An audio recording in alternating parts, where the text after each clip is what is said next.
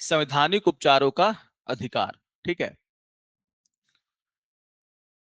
ठीक है। तो क्या है, हम लोग पहले पढ़े थे ना कि अगर आपका फंडामेंटल राइट का क्या होगा, उल्लंघन होगा, तो आप कहां जाएंगे, इसके बारे में भी हमारा जो संविधान है वो बात करता है। आर्टिकल 32 यही बोल रहा है कि अगर आपका संविधान ये फंडामेंटल राइट का क्या होगा, उल्लंघन होगा, तो आप जो है कहां जा सकते हैं।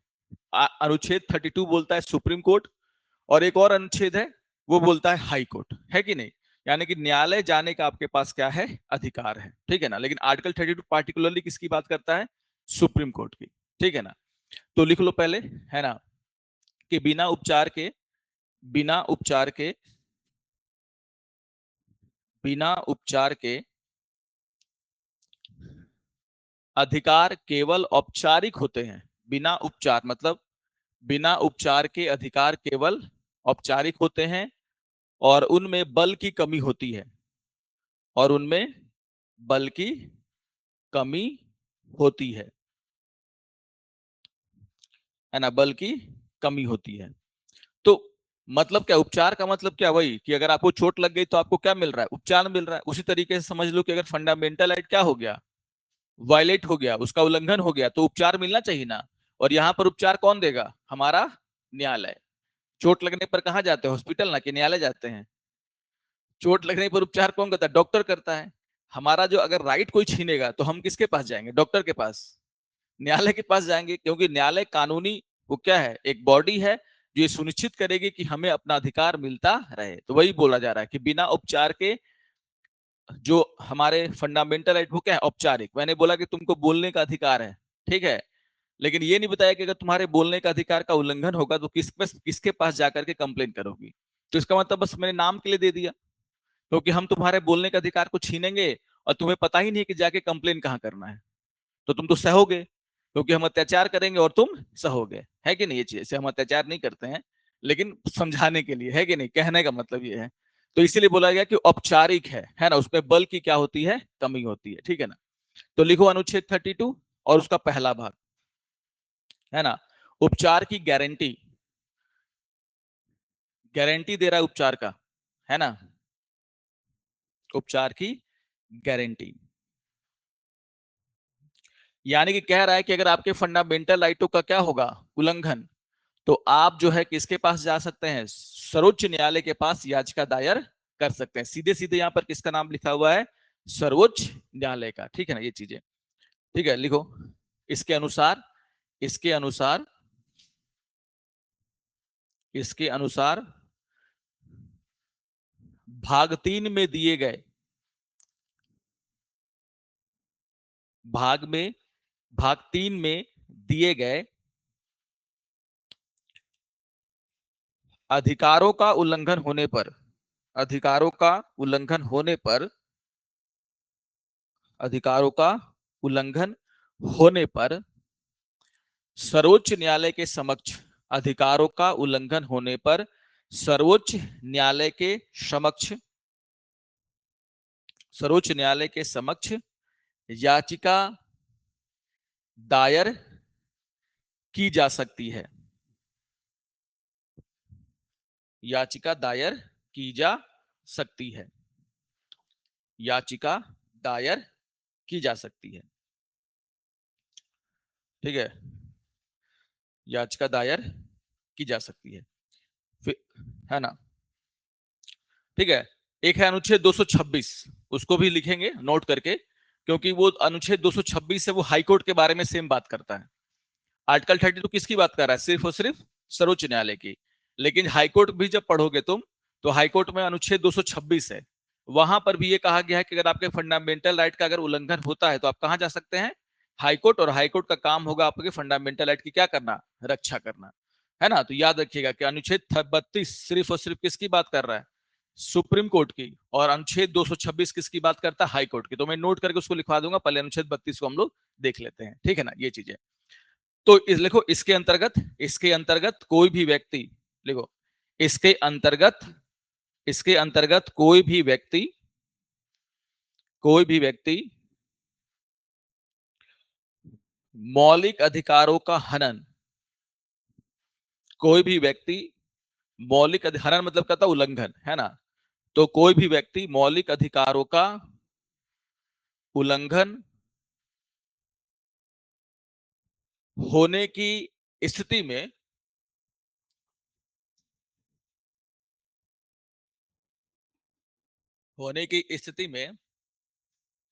न्यायालय की शरण ले सकता है। कोई भी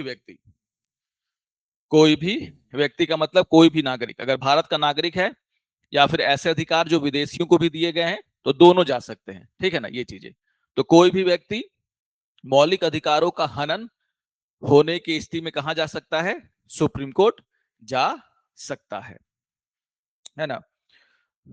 तो इसका मतलब ये हो गया कि फंडामेंटल राइट की रक्षा का अधिकार भी हमारा क्या है? एक तरीके से अधिकार है, यही ना है। हमें तो फंडामेंटल राइट दिए ही गए हैं, लेकिन फंडामेंटल राइट में एक और राइट दे दिया गया, बोला गया कि तुम्हारे फंडामेंटल राइट का रक्षा हो, यह भी तुम्हारा क्या है? एक तरीके से अधिकार है। और इसलिए आगे चल करके अंबेडकर जी क्या कहेंगे कि सारे जो फंडामेंटल राइट हैं उनमें सबसे इंपॉर्टेंट फंडामेंटल राइट कौन है? अनुच्छेद 32। क्योंकि अनुच्छेद 32 ही सभी फंडामेंटल राइट को रियल फंडामेंटल राइट बना रहा है। क्योंकि हमने आपको फंडामेंटल राइट दिया और साथ ही ये भी कहा कि आपके फंडामेंटल राइट की रक्षा होगी, ये भी आपका क्या है? एक तरीके से अधिकार है। और हम सभी जानते हैं कि अब क्या अधिकारों का हनन नहीं हो सकता, यानी कि कोई भी लॉ इस देश में नहीं बनाया जा सकता जो आपको फंडामेंटल राइट के उल्लंघन की स्थिति में आपको न्यायालय जाने से रोकता हो। यही ना कहने का मतलब है। इसका मतलब यही ना है कि फंडामेंटल राइट का उल्लंघन होगा तो कोई भी हम ऐसा लॉ नहीं बना सकते। तभी आप देखोगे AK गोपालन के मामले में जब सुप्रीम कोर्ट ने बोल दिया कि नहीं, अगर कानून बना देंगे तो कानून बना करके आपके जीवन के अधिकार को हम क्या कर सकते हैं? छीन सकते हैं। तो आगे चल करके मेनका गांधी के मामले में बोलता है कि नहीं, नहीं छीन सकते हो, क्योंकि तुम प्रतिबंध लगाओगे तो कोई व्यक्ति जा सकता है कहां पर? न्यायालय। और न्यायालय ये चेक करेगा कि उसका फंडामेंटल राइट उसको मिल रहा है या नहीं मिल रहा है। तो खुद अपने आप में ही अपना सबसे महत्वपूर्ण क्या है? फंडामेंटल राइट है। तो लिख लेना, आगे एक और लाइन लिखो, यह अधिकार, एक और लाइन लिखो, यह अधिकार, यह अधिकार मौलिक अधिकारों की रक्षा के अधिकार को, यह अधिकार मौलिक अधिकारों की रक्षा के अधिकार को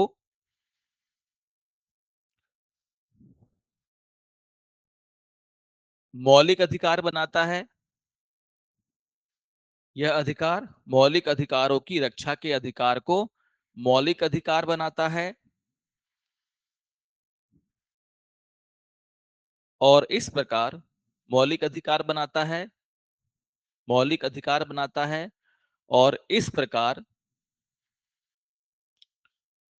और इस प्रकार यह अधिकारों को, यह मौलिक अधिकारों को ऐसे लिखना, इस प्रकार यह मौलिक अधिकारों को वास्तविक अधिकार में बदल देता है, वास्तविक अधिकार में बदल देता है ना,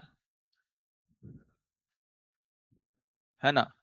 तो मैंने कहा कि उपचार का अधिकार अगर नहीं होता तो वे औपचारिक हैं, लेकिन जैसे ही मैंने उपचार का अधिकार दिया, इसका मतलब हमने क्या बना दिया उसको? वास्तविक। वास्तविक का मतलब यह है कि आपको राइट मिला भी है और उस राइट का आप क्या कर सकते हैं? उपयोग कर भी सकते हैं। अगर आपको लगेगा कि उस राइट का उल्लंघन हो रहा है तो आप जाकर के क्या कर सकते हैं? न्यायालय में अपील। और यही आर्टिकल 32 आगे बोलेगा कि न्यायालय का ये कर्तव्य है कि वो सुनिश्चित करे कि जनता को उसके फंडामेंटल राइट मिले। अब वो सुनिश्चित कैसे करेगा? ऐसा कोई भी लॉ बनाया गया होगा जो क्या होगा? फंडामेंटल राइट के खिलाफ, उसको क्या करेगा? निरस्त करने का भी उसके पास अधिकार है ना, ये चीजें। तो सब कुछ को जोड़ करके आपको देखना है, ठीक है ना। देखो आगे लिखना इसी में कि इसीलिए, देखो इसीलिए, इसीलिए डॉक्टर अंबेडकर ने, इसीलिए डॉक्टर अंबेडकर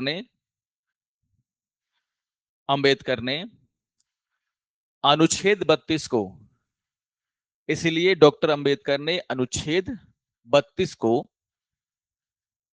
32 को संविधान का सबसे महत्वपूर्ण, अनुच्छेद 32 को संविधान का, अनुच्छेद 32 को संविधान का सबसे महत्वपूर्ण अनुच्छेद बताते हुए, ये खूब पूछता है ना।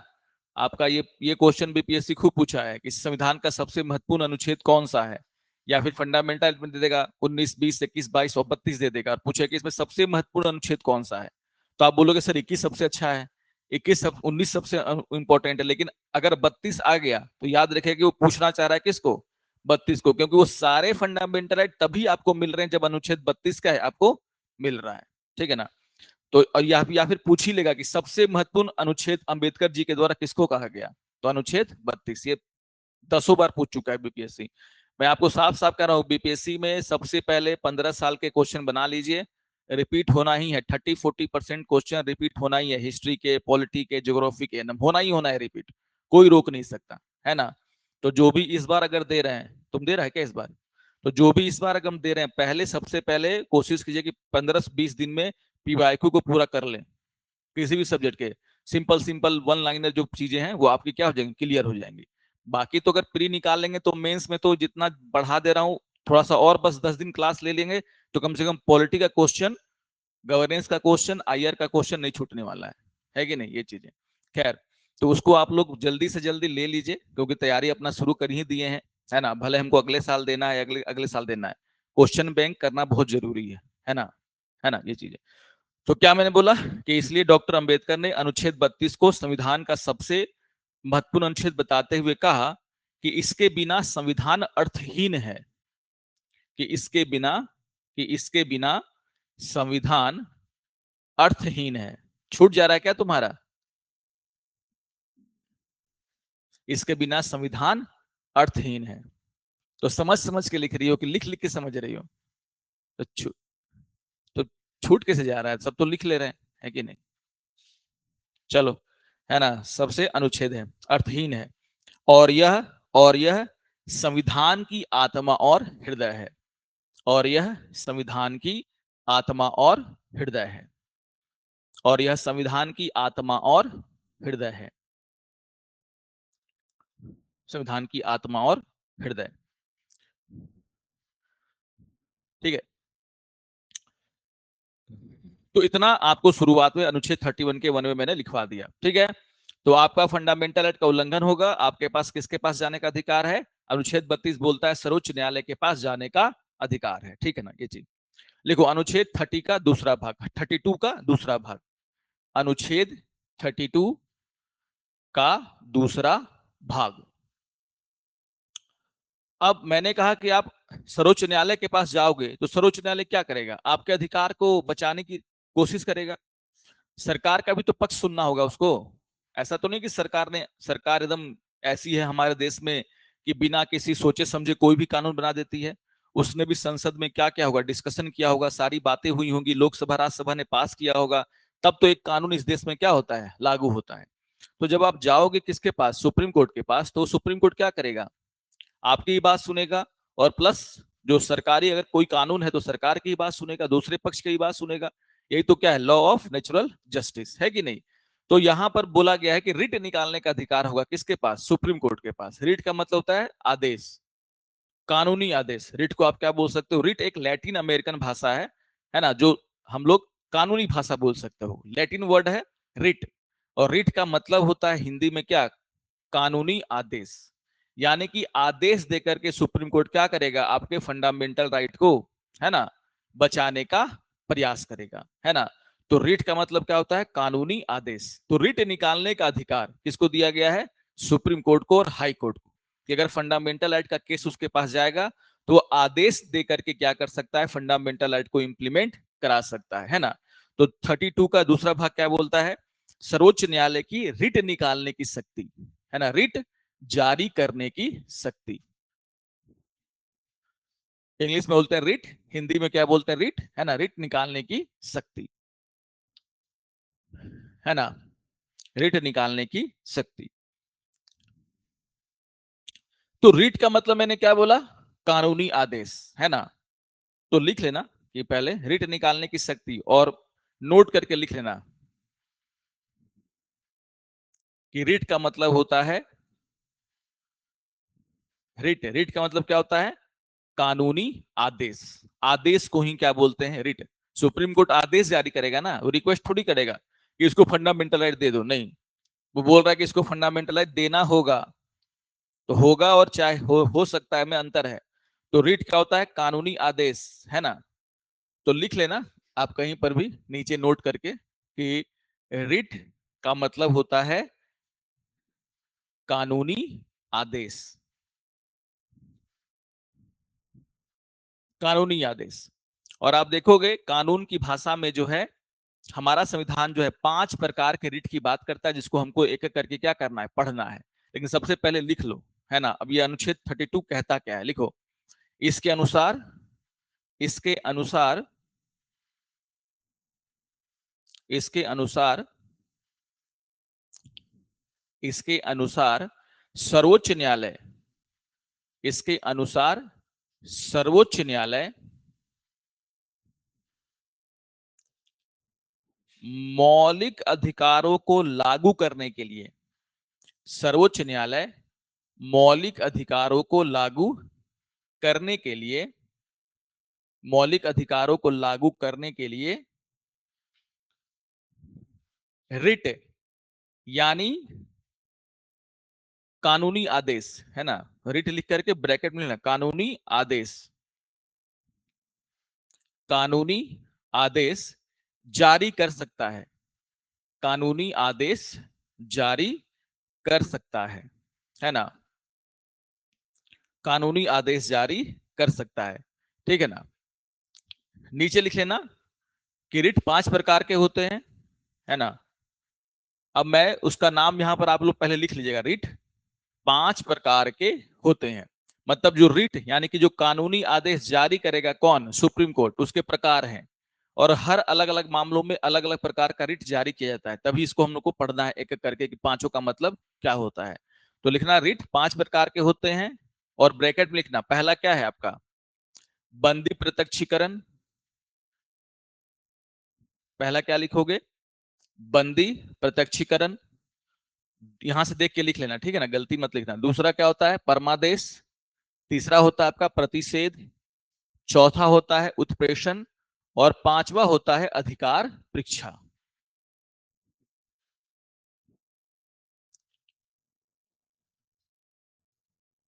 हाँ, रीट से क्वेश्चन कल आया था क्या? हम जबकि बोले थे कि 28 तक ही देने के लिए रीट से। अरे वो देखते तो नहीं है, वो बना दे रहे हैं। ठीक है, एक ही आया था। किससे आया था इसमें से? किस में बंदी प्रत्यक्षीकरण क्या पूछा था? याद है क्वेश्चन? अच्छा ठीक है, देख लेंगे हम लोग। रीट जारी सैनिक से किसके किसके पास है? अच्छा, तो बंदी प्रत्यक्षीकरण, परमादेश, प्रतिषेध, उत्प्रेषण और अधिकार परीक्षा। तो रीट के ये 5 प्रकार हैं, पढ़ेंगे, है ना। पहले अनुच्छेद 32 का तीसरा भाग दूसरा देख लेते हैं उसके बाद। अनअकैडमी अब सिर्फ ऑनलाइन नहीं, ऑफलाइन में भी अवेलेबल है। ऑफलाइन सेंटर हमारे दिल्ली के करोल बाग के ओल्ड राजेंद्र नगर एरिया में, जहां पे आपको मिलता है यूपीएससी सीएससी का इंग्लिश मीडियम बैचेस। इसके साथ साथ हम दिल्ली के ही मुखर्जी नगर एरिया में भी मौजूद हैं, जहां पे आपको हिंदी माध्यम के बैचेस अवेलेबल हैं। और अब हम उत्तर प्रदेश के प्रयागराज में सिविल लाइंस एरिया में भी मौजूद हैं, जहां पे यूपीएससी साथ साथ में यूपीपीएससी के हिंदी और इंग्लिश दोनों माध्यम के बैचेस अवेलेबल हैं। और हमारा नया सेंटर ओपन हुआ है बिहार के पटना में, जहाँ पे यूपीएससी और बीपीएससी की दोनों की तैयारी एक साथ कराई जाती है। तो अनअकैडमी में आपको मिलता है इंडिया की बेस्ट फैकल्टीज के साथ पढ़ने का मौका। साथ में आपको मिलता है dedicated CSAT and essay writing classes, 360 degree current affairs coverage with monthly magazine, 40 plus sectional and full length test of both prelims as well as mains. इसके साथ साथ रेगुलर इंटरेक्शन विद एडुकेटर्स, और मिलता है 1-to-1 mentorship with interview appeared students. So देर मत करें, जल्दी ज्वाइन करें। Unacademy IAS India's best learning platform. Thank you. तो इनको एक एक करके हमको पढ़ना है कि बंदी प्रत्यक्षीकरण का मतलब क्या होता है, कब जारी किया जाता है, अधिकार परमादेश का मतलब क्या होता है, ये कब जारी करते हैं। तो एक एक करके इसको हम लोग डिटेल में पढ़ेंगे। तो यहाँ पर साफ साफ कह रहा है कि आप अगर जाएंगे किसके पास? सर्वोच्च न्यायालय के पास। तो सर्वोच्च न्यायालय क्या करेगा? आपके अधिकारों को लागू करने के आदेश जारी कर सकता है, और उन्हीं आदेश को हम लोग क्या बोलते हैं? रिट। याद रखिएगा, रिट। जैसे हर कानूनी आदेश को आप रिट नहीं बोल सकते। न्यायालय ने आपको दिया कि अपना जमीन यहां से वहां कर लो, या फिर घर को तोड़ दो, तो इसका मतलब वो रिट है क्या? नहीं। रिट तब निकालते हैं जब क्या करते हैं? फंडामेंटल राइट को रक्षा करना होता है। तो फंडामेंटल राइट को फंडामेंटल राइट की रक्षा के लिए जो कानूनी आदेश निकाला जाता है उसी को हम लोग क्या बोलते हैं, रिट। आप लोग सुनते होंगे रिट याचिका दाखिल की गई, कभी सुने हो समाचार पत्रों में कि इस व्यक्ति ने जो है फंडामेंटल राइट का उल्लंघन हुआ तो एक रिट याचिका दाखिल की। जैसे मुझे लगता है कि मेरा फंडामेंटल राइट का क्या हो रहा है, उल्लंघन, तो मुझे लग रहा है कि नहीं, मुझे इलीगल तरीके से बंद कर दिया गया है, तो इलीगल तरीके से बंद किया गया, तो वहां पर बंदी प्रत्यक्षीकरण रिट जारी करता है कौन, सुप्रीम कोर्ट। पूछता है कि उस व्यक्ति को क्यों बंद किए हो, इसका रीजन बताओ, और अगर रीजन सही नहीं होगा तो हम उसको क्या कर देंगे, छोड़ देंगे। तो उसको लिए क्या है, बंदी प्रत्यक्षीकरण, है कि नहीं। तो मैं सीधे सीधे सुप्रीम कोर्ट में जाकर रिट याचिका दाखिल करूंगा कि मुझे गलत तरीके से क्या किया गया है, रखा गया है, इसीलिए रिट याचिका लेकर के मैं आया हूं, क्योंकि मामला किसका है, फंडामेंटल राइट के उल्लंघन का। अब रिट याचिका को अगर सुप्रीम कोर्ट ले लेता है, इसका मतलब है कि मामला फंडामेंटल राइट के उल्लंघन का है, और वो इन पांचों में से किसी भी रिट को जारी करके सरकार को कोई आदेश दे सकता है ना। तो अगर फंडामेंटल राइट का उल्लंघन होता है तो जो याचिका हम लोग दाखिल करते हैं किसमें, न्यायालय में, उसको क्या बोलते हैं, रिट याचिका। क्योंकि रिट निकाल करके ही सुप्रीम कोर्ट क्या करता है, आपके फंडामेंटल राइट की रक्षा, ठीक है ना। तो ये चीजें ठीक है। तो जो भी उपयुक्त होगा उसकी वो क्या करेगा, रिट जारी करेगा। एक और आर्टिकल लिख लेते हैं पहले, अनुच्छेद 32 का तीसरा भाग, अनुच्छेद 32 का तीसरा भाग।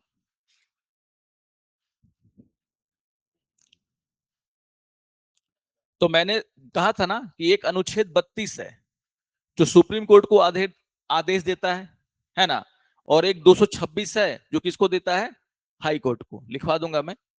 इसके अलावा मान लो रिट निकालने की शक्ति सिर्फ यही दोनों के पास है, किसके पास है, हाई कोर्ट के पास है और सुप्रीम कोर्ट के पास, फिलहाल इन्हीं दोनों के पास है। लेकिन हमारा संविधान संसद को ये पावर दे रहा है कि अगर संसद चाहे तो रिट निकालने की शक्ति का विस्तार किसी और न्यायालय को भी दे सकता है। मतलब कोई जिला न्यायालय है या फिर कोई स्पेशल कोर्ट है, उसको अगर चाहे तो हमारा संसद क्या कर सकता है, उसको रिट निकालने की शक्ति प्रदान कर सकता है। यानी कि फिलहाल हमारा जो सुप्रीम कोर्ट है और हाई कोर्ट है वही क्या निकालता है, रिट। लेकिन ये अधिकार किसके पास है, संसद के पास है, कि वो रिट निकालने की शक्ति को क्या कर सकता है, विस्तारित कर सकता है।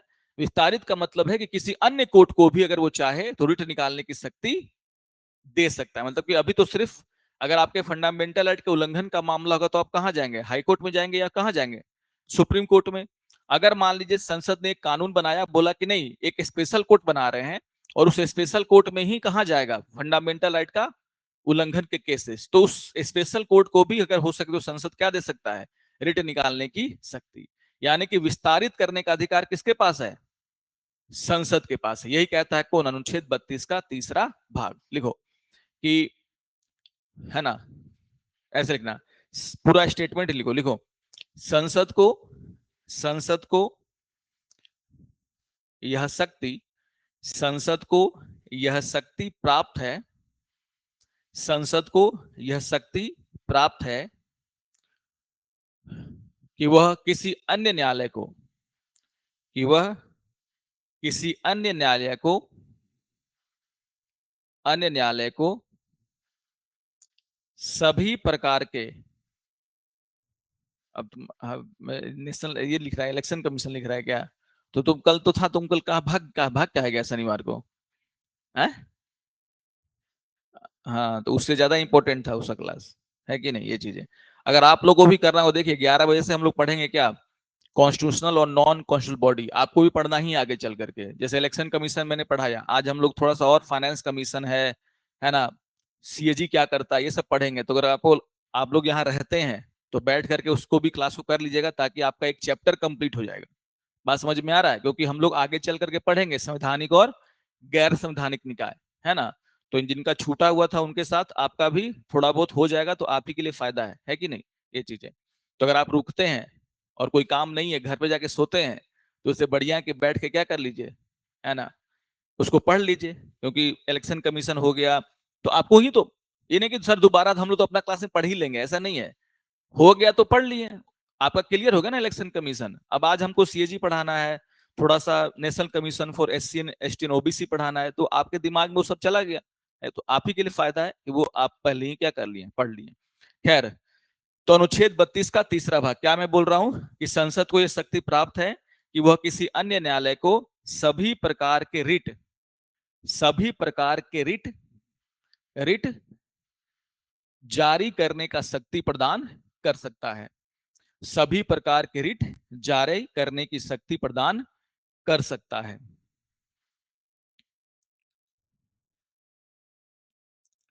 ना, जारी करने की शक्ति प्रदान कर सकता है।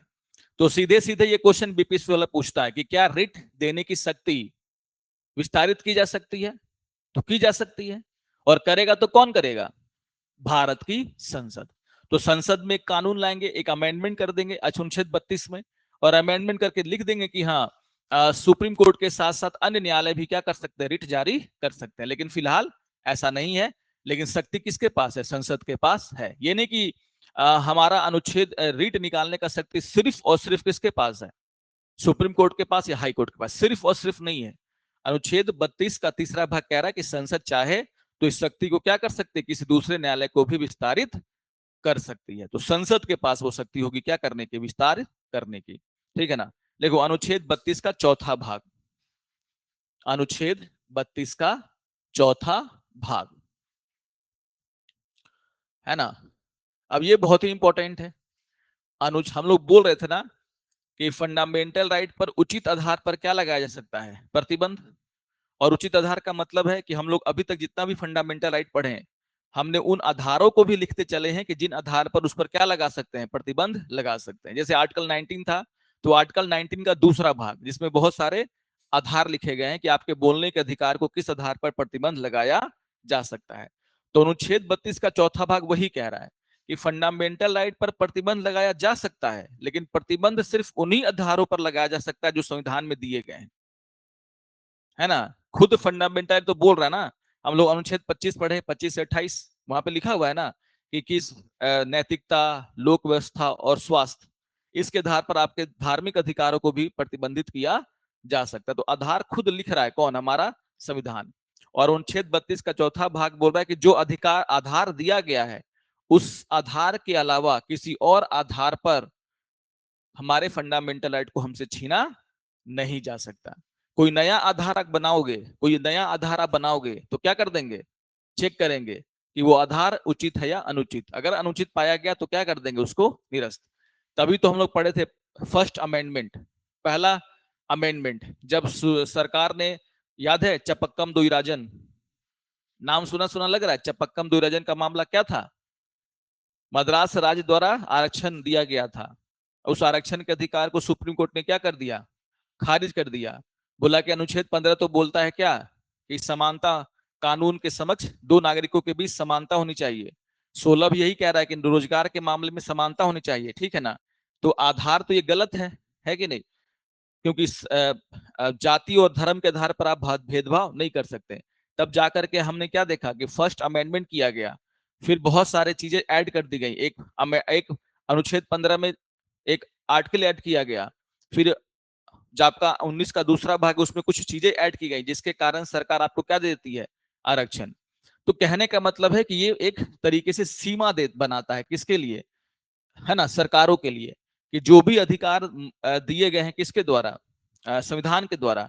तो संविधान में जो बातें कही गई हैं उसी के आधार पर तुम उस पर क्या लगा सकते हो? प्रतिबंध। उसके अलावा किसी आधार पर प्रतिबंध नहीं लग सकता। बात समझ में आ रहा है? तो लिखो अनुच्छेद 32 का चौथा भाग, मौलिक अधिकारों का निलंबन। हेडिंग दे देना, मौलिक अधिकारों का निलंबन। मौलिक अधिकारों का निलंबन।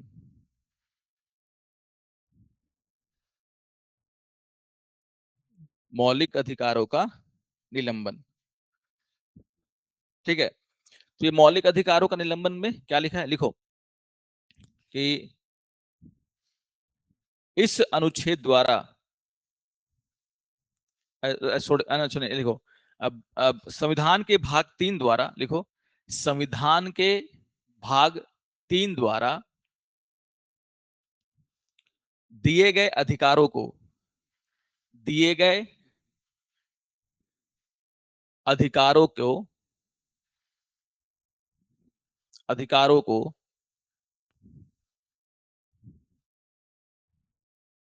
उन्हीं आधारों पर, मैं सिंपली लिखवा दे रहा हूं, उन्हीं आधारों पर प्रतिबंधित या निलंबित, प्रतिबंधित या निलंबित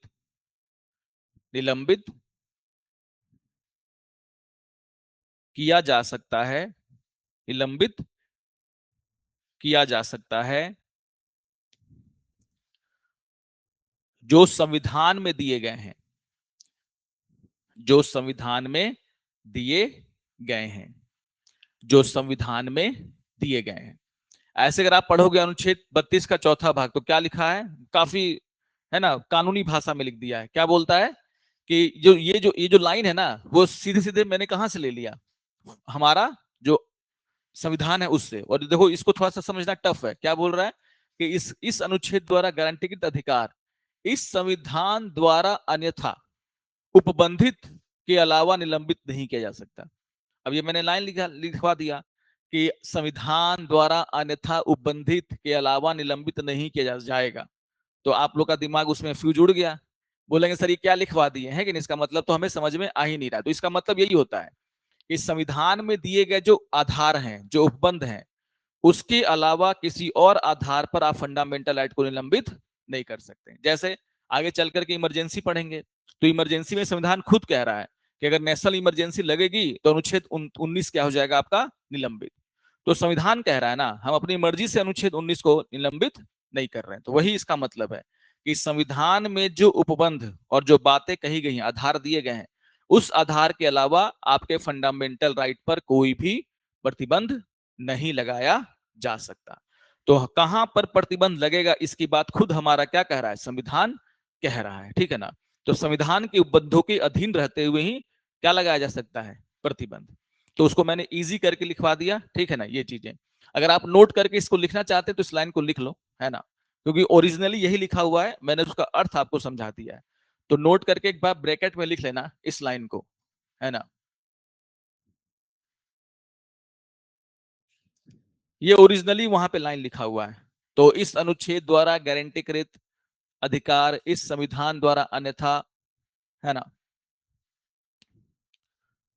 लेकिन इजीली मैंने समझा दिया है कि साफ साफ हमारा अनुच्छेद 32 का चौथा भाग कहता है कि हमारे संविधान में जो प्रावधान है उसी के आधार पर ही हमारे फंडामेंटल राइट को हम क्या कर सकते हैं, निलंबित कर सकते हैं। ठीक है। तो एग्जाम्पल अगर लिखना है तो आप लिख सकते हो, है ना, उदाहरण लिख लेना। जैसे अगर लिख लिया क्या इसको, उदाहरण लिख लेना। जैसे जैसे राष्ट्रीय आपातकाल के दौरान, राष्ट्रीय आपातकाल के दौरान अनुच्छेद 359,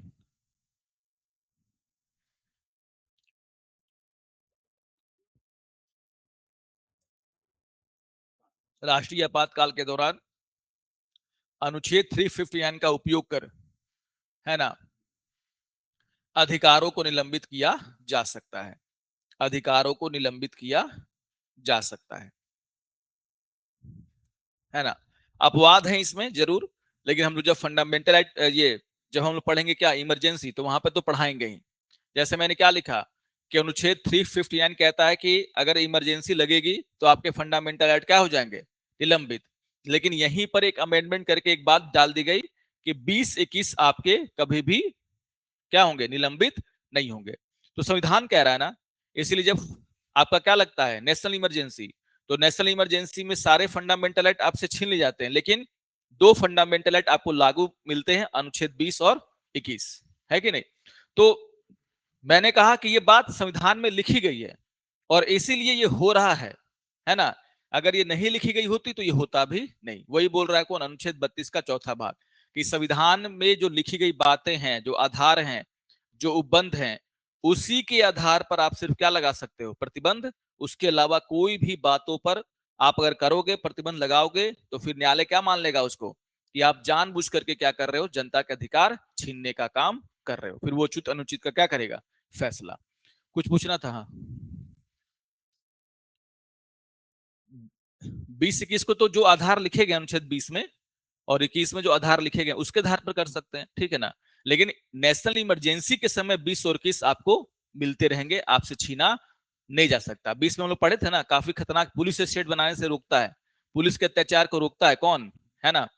तो अनुच्छेद 20 बहुत जरूरी है। तो पता गिरफ्तार किया और कोई आधार नहीं बता रहा, उठा करके जेल में डाल दिया। तो इमरजेंसी के दौरान जो अत्याचार हुआ था उसको साथ देखते हुए आगे चल करके 44वां संविधान संशोधन और बोलता है कि इमरजेंसी के दौरान भी 20 और 21 जनता को मिलते रहेंगे। पढ़ेंगे इसको हम लोग इमरजेंसी में, ठीक है ना। मैंने आपको समझा दिया इसका मतलब होता क्या है। तो ये 4 क्लॉजेज हैं किसमें, अनुच्छेद 32 में, ठीक है ना। नोट करके एक और पॉइंट लिखो, है ना, लिखो। सर्वोच्च न्यायालय अनुच्छेद 32 के तहत, सर्वोच्च न्यायालय अनुच्छेद 32 के तहत और हाई कोर्ट यानी कि उच्च न्यायालय, सर्वोच्च न्यायालय है 226, सर्वोच्च न्यायालय अनुच्छेद 32 के तहत और उच्च न्यायालय अनुच्छेद 226 के तहत, 26 के तहत रिट जारी कर सकते हैं, है ना, रिट जारी कर सकते हैं, रिट जारी कर सकते हैं, ठीक है ना। यानी कि यहां पर हम क्या समझ रहे हैं कि अगर आपके फंडामेंटल एक्ट का उल्लंघन होगा तो आप हाई कोर्ट भी जा सकते हैं और कहां जा सकते हैं, सुप्रीम कोर्ट भी। इसीलिए पूछता है एक क्वेश्चन बार बार बीपीएससी वाला कि रिट निकालने की शक्ति क्या सिर्फ सर्वोच्च न्यायालय को ही दी गई है या सर्वोच्च न्यायालय का सिर्फ एक मूल अधिकार है। नहीं, सर्वोच्च न्यायालय का मूल अधिकार नहीं है ना, मतलब हाई कोर्ट को भी रिट निकालने की शक्ति दी गई है ना, ये चीजें तो पढ़ेंगे हम लोग, है ना। रिट क्षेत्राधिकार दोनों को दिया गया है। तो ये एकदम से सुप्रीम कोर्ट का एक अधिकार इसमें नहीं है, इसमें हाई कोर्ट को भी क्या दिया गया है, ये अधिकार प्रदान किया गया है। और हमने क्या देखा कि अन्य कोर्टों को भी दिया जा सकता है, लेकिन ये कानून कौन बनाएगा, संसद, ठीक है ना, ये चीजें।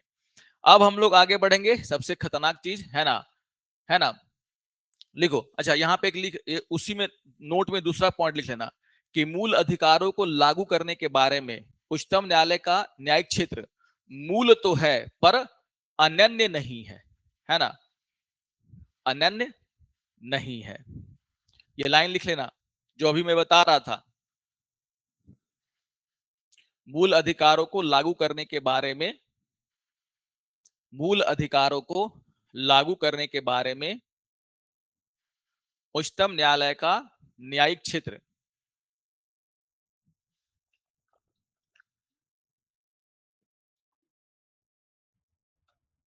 मूल तो है पर अनन्य नहीं है ना। इसका मतलब क्या होता है, अनन्य नहीं है का मतलब क्या है, जैसे मैं आपको बोल रहा हूं, पहले लिख लो, अनन्य का यहां पर मतलब होता है कि कहीं और आप नहीं जा सकते, आपको सिर्फ और सिर्फ कहां जाना होगा, सुप्रीम कोर्ट। ऐसा नहीं है, मैंने क्या बताया कि रिट जारी करने की शक्ति किसके पास है, सुप्रीम कोर्ट के पास भी और किसके पास है, हाई कोर्ट के पास है। तो रिट जारी करने की शक्ति क्या है, उसका मूल तो है, क्योंकि अनुच्छेद 32 उसको बोल रहा है कि आप रिट निकालेंगे, लेकिन अनन्य नहीं है, मतलब आप अन्य जगहों पर भी जा सकते हैं। और वो कौन है, हमारा हाई कोर्ट, क्योंकि अनुच्छेद 226 हाई कोर्ट को भी क्या कह रहा है, रिट निकालने की शक्ति प्रदान कर रहा है। इसीलिए जब भी कोई फंडामेंटल राइट के उल्लंघन का मामला होता है तो हम या तो हाई कोर्ट में जाते हैं या फिर कहां जाते हैं, सुप्रीम कोर्ट में, ठीक है ना, ये चीजें। अब लिखो रिट के प्रकार, टॉपिक लिखना, है ना, ठीक है ना, रिट के प्रकार, लेकिन एक चीज है और, है ना, एल चंद्र कुमार कमा। अच्छा देखो, अनुच्छेद 32 को सुप्रीम कोर्ट ने कहा कि वो संविधान का क्या है, मूल ढांचे का हिस्सा है। यानी कि अगर सरकार चाहे, अगर सरकार तो बहुत खतरनाक होती है ना, वो बोलेगा अनुच्छेद 32 ही बहुत खतरनाक है, वो बोल रहा है कि लोगों को अगर हनन होगा किसका, फंडामेंटल राइट का, तो किसके पास जा सकते हैं, हाई कोर्ट या सुप्रीम कोर्ट, सुप्रीम कोर्ट जा सकते हैं। 32 बोल रहा है सीधे सुप्रीम कोर्ट जा सकते हैं। क्यों ना हम क्या करते हैं, 32 को ही अमेंड कर देते हैं और लिख देंगे कि आप नहीं जा सकते हैं। यानी कि जिस तरीके से प्रॉपर्टी का राइट छीन लिया गया, आगे चल करके अनुच्छेद 32 भी सरकार छीन लेगी, हो सकता था ना ऐसा, क्योंकि संसद को अधिकार है फंडामेंटल एक्ट में क्या करने का, संशोधन करने का। तो यहां पर आप देखोगे सुप्रीम कोर्ट ने साफ साफ कहा एल चंद्र कुमार बनाम भारत संघ के मामले में कि अनुच्छेद 32 क्या है, मूल विशेषता है किसकी, हमारे संविधान की। मतलब तुम कुछ भी अमेंडमेंट करके अनुच्छेद 32 को तो कम से कम छीन नहीं सकते। जो जनता को बोलता है कि मौलिक अधिकारों का उल्लंघन होने पर कहां जाया जाएगा, कोर्ट। बात समझ में आ रहा है। तो बोला कि अनुच्छेद 32 क्या है, मूल ढांचे का हिस्सा है। इसका मतलब अगर सरकार कोई मनमाना कानून बनाएगी और अनुच्छेद 32 को ही अमेंड करने का प्रयास करेगी, क्योंकि तो सारा तो भाई सबसे शक्तिशाली कौन है, अनुच्छेद 32। तो यहां पर आप उसकी मूल बातों को चेंज नहीं कर सकते। और मूल बात क्या है कि हमारा फंडामेंटल राइट का उल्लंघन होगा तो हम कहां जाएंगे, सुप्रीम कोर्ट। अगर सरकार इस बात को चेंज करना चाहेगी तो ऐसा वो नहीं कर सकती है, क्योंकि ये मूल ढांचे का हिस्सा है और आप मूल ढांचे को परिवर्तित नहीं कर सकते। तो हम लोग पढ़ेंगे प्रकार, लेकिन पहले इस मामले को भी लिख ही लो। नोट हम लोग लिख रहे थे ना, लिख लो, ताकि आपकी एक कंसेप्ट को क्लियर कर देगा कि अनुच्छेद 32 भी क्या है। हम बार बार बोल रहे ना कि मामले दर मामले हमारे मूल ढांचे को क्या किया है, डिफाइन किया है किसने, सुप्रीम कोर्ट ने। तो अनुच्छेद 32 भी क्या है, संविधान का अभिन्न अंग है और क्या है, मूल ढांचे का हिस्सा है। तो लिख लो एल चंद्र कुमार बनाम भारत संघ, काफी इंपॉर्टेंट केस है ये। एल चंद्र कुमार बनाम भारत संघ का मामला 1997, ठीक है। हालांकि मामला ये आगे भी पढ़ेंगे हम लोग, जब पढ़ेंगे क्या अधिकरण वगैरह। तो एल चंद्र कुमार बनाम भारत संघ और अन्य, है ना। और लिख लेना कि 7 न्यायाधीशों की पीठ ने स्पष्ट रूप से घोषित किया कि अनुच्छेद 32 संविधान का एक क्या है, अभिन्न अंग है और आवश्यक विशेषता है। यानी कि शॉर्ट में कहें तो मूल ढांचे का क्या है, अंग है। 7 न्यायाधीशों की पीठ ने स्पष्ट रूप से घोषित किया कि अनुच्छेद 32 संविधान का एक अभिन्न और आवश्यक विशेषता है। को किसी भी परिस्थिति में भी नहीं कर सकते। सीधी से बोला ना कि आप कोई भी परिस्थिति, कैसी परिस्थिति आएगी, है ना, तो वो परिस्थितियों को दूर करने के लिए तो ये सारे अधिकार दिए गए हैं, है कि नहीं। बहुत होगा तो नेशनल इमरजेंसी लगाओगे, है कि नहीं। लेकिन नेशनल इमरजेंसी में अनुच्छेद 32 को सस्पेंड करते हैं कुछ समय के लिए, ये नहीं कि उसको हटा देते हैं, है ना, हटा नहीं सकते हैं। कुछ परिस्थितियों में तो खुद हम लोग पढ़े ना कि 359 में आपके फंडामेंटल राइट क्या हो सकते हैं, निलंबित हो सकते हैं। तो वहां पर अनुच्छेद 32 मौन हो जाएगा, ये चीजें हैं। लेकिन कोई सरकार आएगी और बोलेगी अनुच्छेद 32 को हटा देते हैं, वो फंडामेंटल राइट की सूची से हटा देते हैं, तो ऐसा करना उसके लिए क्या है, मुमकिन नहीं है, क्योंकि ये मूल ढांचे का क्या माना गया है, हिस्सा माना गया है। तो एल चंद्र कुमार वर्सेस, है ना, भारत संघ का मामला। अब वो जो हम लोग लिखे थे टॉपिक, उसको आ जाते हैं, क्या है ना, रिट के प्रकार। चलो, तो रिट के प्रकार, है ना, और एक एक करके हमको क्या करना है ना, इसको पढ़ना है, ठीक है ना। क्या लिखेंगे, रिट के प्रकार। रिट का मतलब क्या होता है, कानूनी आदेश, ये हम लोग लिख चुके हैं। तो जब भी आपके फंडामेंटल राइट का क्या होगा, उल्लंघन होगा, तो हम लोग क्या करेंगे, न्यायालय जाएंगे और न्यायालय क्या जारी करेगा, रिट जारी करेगा। लेकिन हर सिचुएशन में अलग अलग रिट जारी की जाती है, ठीक है ना। प्रकार हम लोग लिख चुके हैं, ठीक है ना। रिट के प्रकार हम लिख चुके हैं ना, दोबारा से लिख लोगे यहाँ पे, नहीं तो, है ना, लिख लो एक बार फिर से। बंदी प्रत्यक्षीकरण, परमादेश। तो रिट के 5 प्रकार होते हैं, है ना, फिर से एक बार लिख लो, एक एक करके सबको पढ़ेंगे। तो लिख लो, रिट के 5 प्रकार होते हैं, बंदी प्रत्यक्षीकरण, परमादेश, प्रतिषेध, उत्प्रेषण और अधिकार परीक्षा।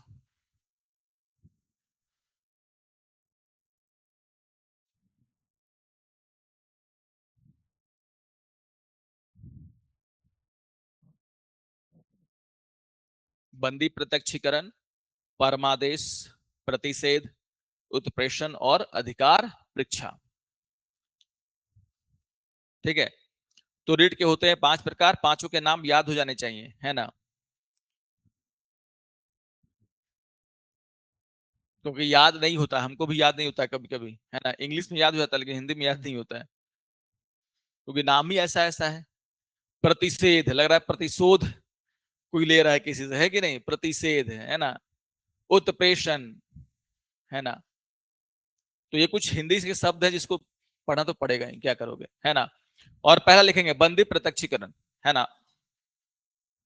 पहला क्या लिखेंगे हम लोग, बंदी प्रत्यक्षीकरण।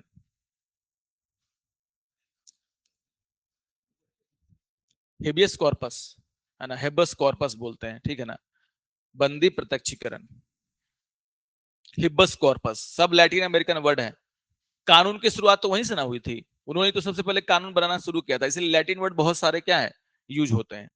तो बंदी प्रत्यक्षीकरण, सबसे पहले तो यही पूछ लेगा कि आखिर ये बंदी प्रत्यक्षीकरण का मतलब होता क्या है।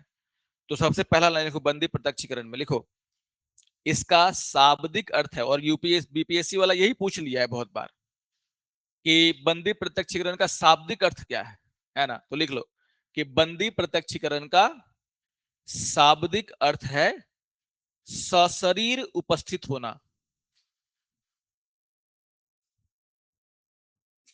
सशरीर उपस्थित, उपस्थित होना, सशरीर उपस्थित होना,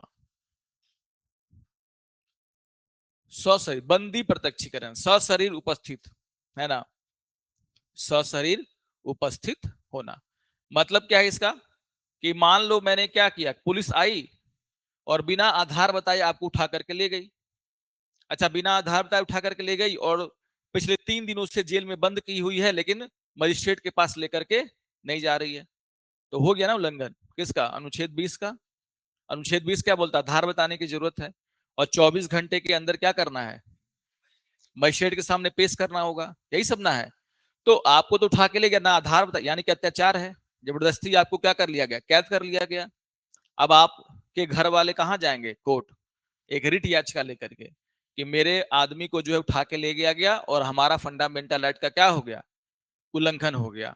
तो कोर्ट बोलेगा कि ठीक है, कोर्ट थाने को आदेश देगा कि उस व्यक्ति को मेरे सामने क्या करो, मेरे सामने प्रस्तुत करो, है ना, बंदी प्रत्यक्षीकरण, कि जिस आदमी को बंदी बनाया है, अरेस्ट किया है, उसको क्या कीजिए, कोर्ट के सामने प्रस्तुत कीजिए। प्रस्तुत करेगा तब ना कोर्ट समझेगा कि कहीं मार तो नहीं दिया 3 दिन में, है कि नहीं। हो गया, आपको लेके इनकाउंटर कर दिया होगा पुलिस, होता ना, डेथ हो जाती है, कस्टोडियल डेथ हो जाती है, तो ये तो गलत है। अब सुप्रीम कोर्ट क्या कह रहा है कि सशरीर उसको क्या करो, मेरे सामने उपस्थित करो, और हम ये तय करेंगे कि आखिर तुमने प्रक्रिया का पालन किया है या नहीं। अगर प्रक्रिया का पालन सही तरीके से नहीं होगा, इसका मतलब फंडामेंटल राइट का क्या हो गया, उल्लंघन। और सुप्रीम कोर्ट क्या कर सकता है, उसको बाइज्जत बरी कर सकता है, और जिन पुलिस वालों ने क्या किया, ऐसा काम किया होगा, उन पर क्या हो सकता है, मुकदमा दायर हो सकता है, क्योंकि आपने क्या किया है, फंडामेंटल राइट का उल्लंघन। बात समझ में आ रहा है। तो बोलते हैं बंदी प्रत्यक्षीकरण, इलीगल तरीके से अगर किसी व्यक्ति को क्या करते हैं, गिरफ्तार करते हैं, तो उसके खिलाफ इसको क्या करते हैं हम लोग, यूज करते हैं। और याद रखिएगा, ये राज्य के खिलाफ भी यूज हो सकता है और व्यक्तियों के खिलाफ भी। जैसे आपने अपने घर में किसी को बंधुआ मजदूर बना के रखा हुआ है, तो भी आप उसका क्या कर रहे हैं, शोषण कर रहे हैं ना, और वो नहीं चाहता है वहां पर काम करना, और जबरदस्ती आपने उसको अपना बंधुआ मजदूर बना के रखा है, या फिर किसी नौकर को आपने घर में बंद करके रखा है, किसी बच्चे को बंद करके रखा है, तो यहां पर भी सुप्रीम कोर्ट क्या करेगा, बंदी प्रत्यक्षीकरण का उपयोग करेगा कि आखिर उस व्यक्ति को आपने किस आधार पर अपने घर में बंद करके रखा है, गलती हुआ तो क्या होगा, फिर आप पर भी केस जारी किया जा सकता है। तो याद रखिएगा, बंदी प्रत्यक्षीकरण स्टेट के साथ, राज्य के साथ साथ किस पर लागू होता है, प्राइवेट व्यक्तियों पर, यानी कि निजी व्यक्तियों पर भी समान रूप से लागू होता है। यानी कि आप भी किसी को उसके बिना मर्जी के कॉन्फाइंड करके, मतलब अपने पास, है ना, रख नहीं सकते। तो सबसे पहले लिखो, है ना, बंदी प्रत्यक्षीकरण का मतलब लिखो, पहला लाइन उसमें, पहला लाइन तो लिख ही लिया, शाब्दिक अर्थ क्या होता है। दूसरा लिखो, इस रीट का उपयोग, इस रीट का उपयोग किसी ऐसे व्यक्ति को रिहा करने के लिए, इस रीट का उपयोग किसी ऐसे व्यक्ति को रिहा करने के लिए, किसी ऐसे व्यक्ति को रिहा करने के लिए किया जाता है, किया जाता है, जिसे गैर कानूनी रूप से, जिसे गैर कानूनी रूप से हिरासत में लिया गया है, या कैद किया गया है, गैर कानूनी रूप से हिरासत में लिया गया है या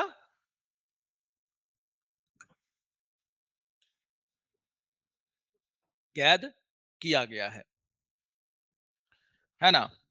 तो गैर कानूनी रूप से, उसकी मर्जी के बिना आपने क्या किया, किसी को भी क्या कर लिया, अपने हिरासत में ले लिया या फिर कैद कर लिया, उससे उसका फंडामेंटल राइट का क्या हो रहा है, उल्लंघन। और ऐसे फंडामेंटल राइट के उल्लंघन के मामलों में कौन सा राइट निकालते हैं, बंदी प्रत्यक्षीकरण। इलीगल तरीके से, गैर कानूनी तरीके से किसी को क्या कर लिया, गिरफ्तार कर लिया, प्रक्रिया का पालन नहीं किया गया, है ना। नेक्स्ट लाइन लिखो कि यदि न्यायालय को यह लगेगा, नेक्स्ट पॉइंट बना लो, यदि न्यायालय को यह लगेगा, यदि न्यायालय को यह लगेगा कि उस व्यक्ति को हिरासत में रखना गैर कानूनी था, उस व्यक्ति को हिरासत में रखना गैर कानूनी था, तो वह उस व्यक्ति को तुरंत रिहा करने के आदेश दे सकता है, तो वह उस व्यक्ति को तुरंत, है ना, रिहा करने के आदेश दे सकता है ना, दे सकता है। तो गैर कानूनी हिरासत का मतलब क्या होता है कि प्रक्रिया का पालन नहीं किया गया। मैंने बोला कि जब आपको पुलिस गिरफ्तार करने गई तो उसके पास वारंट नहीं है, वो भी क्या है, गैर तरीके से, सही तरीके से पकड़ा नहीं गया। आपके पास वारंट होना चाहिए, मजिस्ट्रेट का आदेश होना चाहिए। मान लीजिए कोई ऐसा अपराध है जिसमें वारंट की जरूरत नहीं है, तो आप आधार तो बताओगे उसको, वकील से बात तो करने दोगे, या फिर 24 घंटा के भीतर कहां पेश करोगे, मजिस्ट्रेट के सामने। अगर ये सब कुछ नहीं कर रहे हो, इसका मतलब क्या है, आप गैर कानूनी तरीके से किसी को पकड़ करके रखे हुए हो। आधार बताना जरूरी है ना, ये चीजें। या फिर किसी ऐसे कानून के तहत आपको पकड़ लिया गया जो कानून है ही नहीं, जैसे हम लोग बोलते हैं आईटी एक्ट, है ना, कि धारा कौन सी थी, है ना, 366A। अब ये कानून को ही निरस्त कर दिया किसने, सुप्रीम कोर्ट ने। और आप एफआईआर कर रहे हैं किसके ऊपर, इस कानून के ऊपर। ऐसा हुआ था, सुप्रीम कोर्ट ने धारा 66A को निरस्त कर दिया है, और पूरे देश में लोगों के ऊपर इस धारा के आधार पर क्या लगाया जा रहा था, एफआईआर। फिर मामला फिर से सुप्रीम कोर्ट में गया, बोला कि गजब हाल हो गया है कि आपने इस कानून को निरस्त कर दिया है, और 700-800 व्यक्तियों पर इस धारा के तहत क्या लगा दिया गया है, एफआईआर। फिर सुप्रीम कोर्ट, क्योंकि देखो कानून की बुक में ये है 66A, ऐसा तो नहीं कि मिटा दिए, रबड़ है मिटा दिए, ऐसा तो नहीं है कि मिटा दिए, बस है कि बस उसके सामने लिख दिया गया कि इसको लागू नहीं किया जाएगा। अब पुलिस को इतना ज्ञान ही नहीं है हमारे देश में कि वो कानून को जाने, उसने बस याद रख लिया कि हाँ एक धारा थी जिसके तहत आपको क्या कह सकता है, गिरफ्तार कह सकता है, अगर आप अपने कंप्यूटर से कोई मिस इन्फॉर्मेशन फैलाएंगे तो, है ना। फिर जाकर के सुप्रीम कोर्ट ने फिर से ये मामला आया सुप्रीम कोर्ट के सामने, सुप्रीम कोर्ट ने कहा कि जहां भी एफआईआर हुआ है, सब एफआईआर को तुरंत क्या करो, खत्म करो, क्योंकि जब कानून है ही नहीं तो कानून का उल्लंघन फिर हुआ कैसे। हम लोग बोलते हैं ना कि कानून का उल्लंघन तो तब होता है जब कानून क्या हो, लागू हो, और जब कानून लागू ही नहीं है तो कानून का उल्लंघन हो नहीं सकता, है ना, ये चीजें। तो लिख लेना, क्या लिखवाया मैंने कि उस व्यक्ति को तुरंत रिहा करने के आदेश दे सकता है, ठीक है ना, ये चीजें। तो ये आपको ध्यान में रखना। लेकिन कुछ ऐसे मामले हैं जहां पर बंदी प्रत्यक्षीकरण रिट जारी नहीं किया जा सकता, जैसे लिखो, वे मामले वे मामले जहां वे मामले जहां बंदी प्रत्यक्षीकरण का उपयोग नहीं किया जा सकता। एक हेडिंग देना, वे मामले जहां बंदी प्रत्यक्षीकरण का प्रयोग नहीं किया जा सकता। हाँ, जैसे क्या है, आपको गिरफ्तार हम करने गए हैं, लेकिन उस समय हमारे पास क्या है, वारंट है, या फिर कोर्ट का आदेश है, मौखिक आदेश है कि उस व्यक्ति को क्या कीजिए, मेरे सामने पेश कीजिए। पुलिस गई, आपको उठा लिया, क्योंकि कल आपको अदालत में क्या करना है, पेश करना है। तो जब एक सक्षम अधिकारी ने आपको क्या किया, आदेश के थ्रू आपको क्या किया गया है, गिरफ्तार किया गया, यानी कि लीगल तरीके से आपको क्या किया गया है, बंदी बनाया गया है। यानी कि एक लाइन समझ लो कि अगर लीगल तरीके से प्रक्रिया का पालन करते हुए आपको क्या किया गया, गिरफ्तार किया गया, तो आप फिर इसके अधिकार आपको नहीं है कि आप जाकर के क्या करें, रिट याचिका दाखिल करें। मतलब अगर प्रक्रिया का पालन करने का मतलब क्या, कि पुलिस गई आपके पास वारंट लेकर के, या फिर पुलिस को किसी न्यायालय ने आदेश दिया कि उस व्यक्ति को क्या कीजिए, पकड़ के अपने पास रखिए, कल उसको न्यायालय में क्या कीजिएगा, गवाही के लिए पेश, तो पुलिस ने उठा करके आपको रख लिया, है कि नहीं। तो मतलब अगर प्रक्रिया का पालन किया गया, फिर भी अगर आप सुप्रीम कोर्ट जाएंगे कि नहीं हमको गलत तरीके से क्या किया गया है, गिरफ्तार किया गया है, तो सुप्रीम कोर्ट आपको इंटरटेन नहीं करेगा, वहां पर बंदी प्रत्यक्षीकरण रिट जारी नहीं किया जाएगा, क्योंकि वहां पर आपके फंडामेंटल राइट का उल्लंघन नहीं हुआ है। तो पहला पॉइंट लिखो इसमें, यदि यदि किसी व्यक्ति को यदि किसी व्यक्ति को सक्षम न्यायालय के आदेश, यदि किसी व्यक्ति को सक्षम न्यायालय, है ना, सक्षम न्यायालय के आदेश के तहत गिरफ्तार किया गया है, सक्षम न्यायालय के आदेश के तहत गिरफ्तार किया गया है। सक्षम न्यायालय का मतलब कि जो गिरफ्तारी के आदेश दे सकता है। ऐसा नहीं ना कि सब न्यायालय आपको गिरफ्तारी के आदेश दे सकते हैं।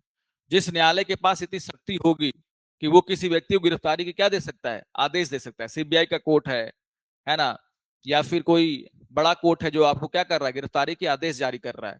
तो सक्षम इसलिए बोला गया सक्षम न्यायालय, क्योंकि ऐसा कोई व्यक्ति या न्यायालय जिसके पास गिरफ्तारी का आदेश जारी करने का अधिकार नहीं, अगर वो आदेश जारी करेगा यानी कि गलती हुआ है, तो वहां पर आपको क्या बंदी प्रत्यक्षीकरण यूज किया जा सकता है।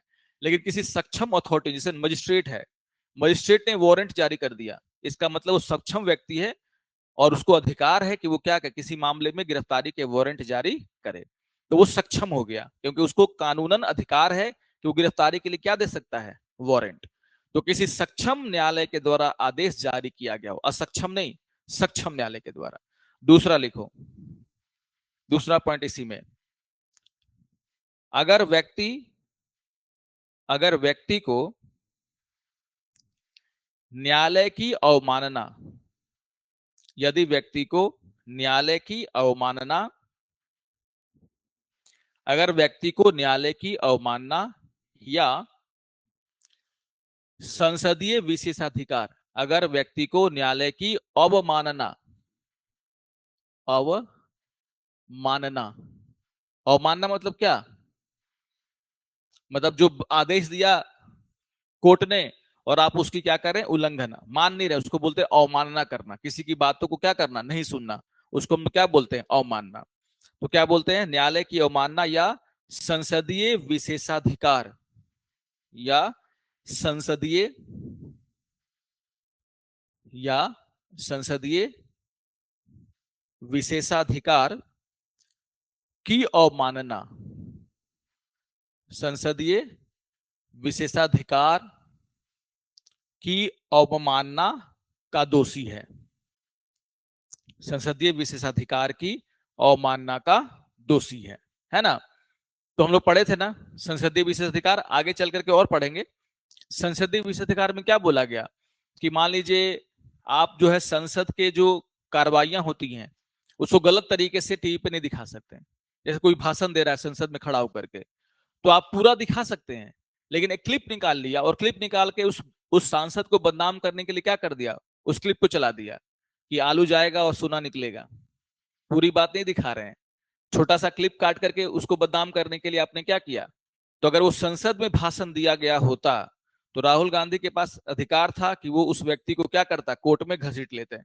क्यों, अधिकार तो ऐसे भी है क्योंकि प्रतिष्ठा का अधिकार सबके पास है, क्योंकि संसदीय कार्रवाई को आप गलत तरीके से पेश नहीं कर सकते। तो कुछ अधिकार दिए गए हैं किसको, हमारे सांसदों को, और अधिकारों का अगर हनन का मामला है या फिर आपने क्या किया, न्यायालय की अवमानना का मामला है, न्यायालय ने आदेश दिया और आपने मानने से इनकार कर दिया, तो न्यायालय खुद बोलेगा गिरफ्तार करके लाओ उसको।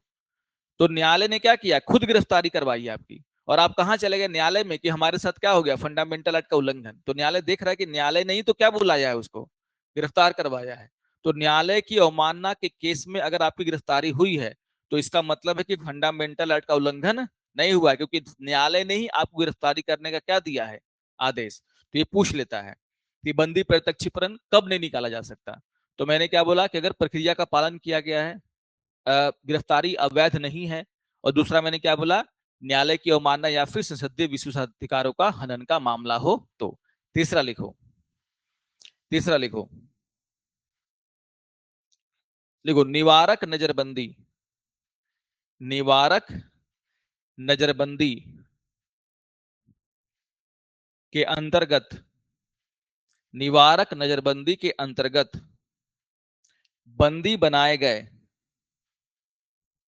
बंदी बनाए गए लोगों पर भी, निवारक नजरबंदी के अंतर्गत बंदी बनाए गए लोगों पर भी इसका प्रयोग नहीं हो सकता, इसका प्रयोग नहीं हो सकता। निवारक निरोध हम लोग पढ़ करके आ रहे हैं ना, निवारक निरोध का इस्तेमाल हम लोग कब करते हैं, कानून का इस्तेमाल जब किसी को अपराध करने से क्या करना है, रोकना है। तो मैंने आपको गिरफ्तार कर लिया क्योंकि तुम्हारा भाषण देने से हो सकता है कि मेरे शहर में क्या हो जाए, दंगा। अब वहां पर मैंने आपको गिरफ्तार कर लिया, आप चले गए कहां, सुप्रीम कोर्ट, रिट याचिका लेकर के आप जा सकते हैं, लेकिन कोर्ट ये देखेगा ना कि सार्वजनिक व्यवस्था के नाम पर आपको क्या किया गया, कुछ महीनों के लिए नजरबंद या फिर कुछ दिनों के लिए नजरबंद, और एक कानून के तहत आपको क्या किया गया है, नजरबंद, है ना। तो इसका मतलब है कि कोर्ट यहां पर आपके बचाव में बंदी प्रत्यक्षीकरण जारी नहीं करेगा, क्योंकि निवारक नजरबंदी कब हम लोग जारी करते हैं, लिखवाए थे आधार ना, कि जब राष्ट्रीय सुरक्षा का मामला हो, राज्य की सुरक्षा का मामला हो, है ना, आवश्यक सेवाओं की आपूर्ति बाधित कर रहे हो आप, तो ऐसी चीजों पर क्या लगाते हैं, निवारक निरोध का कानून, ठीक है ना। तो निवारक निरोध के कानून के तहत भी किसी व्यक्ति को क्या किया गया है, अगर बंदी बनाया गया है तो वहां पर भी फंडामेंटल राइट के उल्लंघन का मामला नहीं होता, तो वहां पर भी ये रिट याचिका दाखिल नहीं की जा सकती। और चौथा लिखो, है ना, जब जब प्रथम दृष्टया, प्रथम दृष्टया का मतलब क्या है, हम लोग पढ़ते हो ना, प्रथम दृष्टया आरोप साबित होते हैं, मतलब पहली नजर में लग रहा है कि आपने वो गलती की है, तो उसको हम लोग भी बोलते हैं, तो प्रथम दृष्टया, या फिर लिख लेना पहली नजर में, ऐसे लिखना, जब पहली नजर में, प्रथम दृष्टया, या फिर स्लैश दे क्या लिख लेना, पहली नजर में आदेश, यानी गिरफ्तारी के आदेश, आदेश पूरी तरह से वैध, अच्छा पूरी तरह से अवैध, ऐसे लिखो, पूरी तरह से अवैध, पूरी तरह से अवैध नहीं प्रतीत होता है, पूरी तरीके से अवैध नहीं प्रतीत होता है। प्रथम दृष्टया मतलब पहली नजर में, मान लो पुलिस ने आपको घर से उठा लिया, है ना, पुलिस ने आपको ए व्यक्ति को उठा लिया घर से बिना वारंट के और बिना आधार बताए, लेकिन जब मामला कोर्ट में गया कि भाई मेरे फंडामेंटल राइट का उल्लंघन हो गया, तो पुलिस ने कहा कि ये तो आतंकवादी था, यहाँ पर छुपा हुआ था, भारत का नागरिक ही नहीं है, पाकिस्तान से आकर के यहाँ पर क्या था, छुपा हुआ था, और हमको इनपुट मिला इंटेलिजेंस, और हमने इस व्यक्ति को क्या कर लिया, पूछताछ के लिए उठा लिया। तो मतलब जज भी तो देख रहा है ना कि अगर ये पुलिस की दलील ये है, तो हो सकता है कि उसको यहाँ पर फंडामेंटल राइट के उल्लंघन का मामला ना बने, क्योंकि फंडामेंटल राइट तो शत्रु को नहीं देते हैं ना, शत्रु को देते हैं क्या, तो पाकिस्तान से कोई इन्फिल्ट्रेट करके घुस गया भारत में, तो उसको क्या पूछोगे, गिरफ्तार ही करोगे ना, और गिरफ्तार करके आधार बताने की क्या जरूरत है उसको, वो तो भारत का नागरिक ही नहीं है, वो तो आतंकवादी था, भारत में सीमा में क्या कर गया, प्रवेश, उसको गिरफ्तार कर लिया पुलिस ने। अब वो अगर जाएगा कहां पर, न्यायालय में, क्या मांगने के लिए, फंडामेंटल राइट का उल्लंघन हो गया, तो न्यायालय को देखना होगा ना कि मामला है क्या, और प्रथम दृष्टि अगर पहली नजर में न्यायालय को लगता है कि मामला अवैध नहीं है, तो वो यहां पर बंदी प्रत्यक्षीकरण जारी नहीं करेगा। यानी कि अगर मामला किसका है, आपके फंडामेंटल राइट का उल्लंघन का, तभी जाकर के बंदी प्रत्यक्षीकरण ये जारी किया जा सकता है, ठीक है ना। तो न्यायालय हर मामले में, मामले दर मामले क्या करता है, इसकी जांच करता है, और जब उसको लगता है कि आपके फंडामेंटल राइट का क्या हुआ है, उल्लंघन, गलत तरीके से आपको क्या रखा गया है, हिरासत में, तब वो जाकर के बंदी प्रत्यक्षीकरण क्या करेगा, रिट जारी करेगा, और फिर उस अथॉरिटी को आपको छोड़ना पड़ेगा, ठीक है ना, ये चीजें। तो जो मैंने अपवाद लिखा है कि कहां पर, यहां से क्वेश्चन उठ जाता है कि कहां पर जो है बंदी प्रत्यक्षीकरण जारी नहीं हो सकता, ठीक है ना। और फिर एक नोट करके एक पॉइंट लिखो, है ना, नोट करके, लिखो कि इस रिट को, लिखो इस रिट को सार्वजनिक प्राधिकरणों,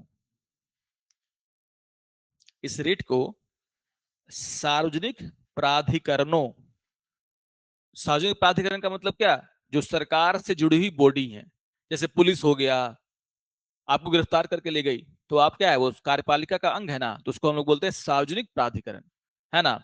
तो सार्वजनिक प्राधिकरणों और निजी व्यक्तियों, और निजी व्यक्तियों दोनों के खिलाफ जारी कर सकते हैं, और निजी व्यक्तियों दोनों के खिलाफ जारी कर सकते हैं। तो मैंने आपको कहा था कि राज्य के विरुद्ध भी जारी किया जा सकता है और निजी व्यक्तियों के खिलाफ। तो मतलब अगर राज्य का मतलब क्या है, राज्य और उससे जुड़े हुए अंग, उसको हम बोलते हैं सार्वजनिक प्राधिकरण। तो पुलिस आपको उठा के ले गई, कोई और सिक्योरिटी एजेंसी आपको उठा के ले गया, है ना, तो उसके खिलाफ भी जारी करेंगे। और साथ ही साथ अगर किसी प्राइवेट व्यक्ति ने किसी को जबरदस्ती बंद करके रखा हुआ है तो उसके खिलाफ भी क्या जारी किया जा सकता है, बंदी प्रत्यक्षीकरण। और ये क्वेश्चन भी रिपीटेडली पूछा है, पूछ देगा, 4 रीट दे देगा और पूछेगा कौन सा ऐसा रीट है जो राज्य के साथ साथ निजी व्यक्तियों के खिलाफ भी जारी हो सकता है या फिर उपलब्ध होता है, उसमें से एक कौन है आपका, बंदी प्रत्यक्षीकरण। यही पूछता है सवाल बार बार, क्योंकि हम निजी व्यक्ति भी किसी व्यक्ति को उसके मर्जी के खिलाफ या गलत तरीके से, अब बंधुआ मजदूर या फिर स्लेव या फिर कुछ और काम कराने के लिए हम लोग अपने पास बंद करके नहीं रख सकते, ठीक है ना। अगर ऐसा हुआ है तो ये गलत बात है, ठीक है, ये चीजें, ठीक है। दूसरा यहाँ पे एक और पॉइंट लिखो, है ना, लिखो, लिखो, यह रिट, यह रिट, यह रिट हिरासत में लिए गए व्यक्ति, यह रिट हिरासत में लिए गए व्यक्ति द्वारा खुद, हिरासत में लिए गए व्यक्ति द्वारा खुद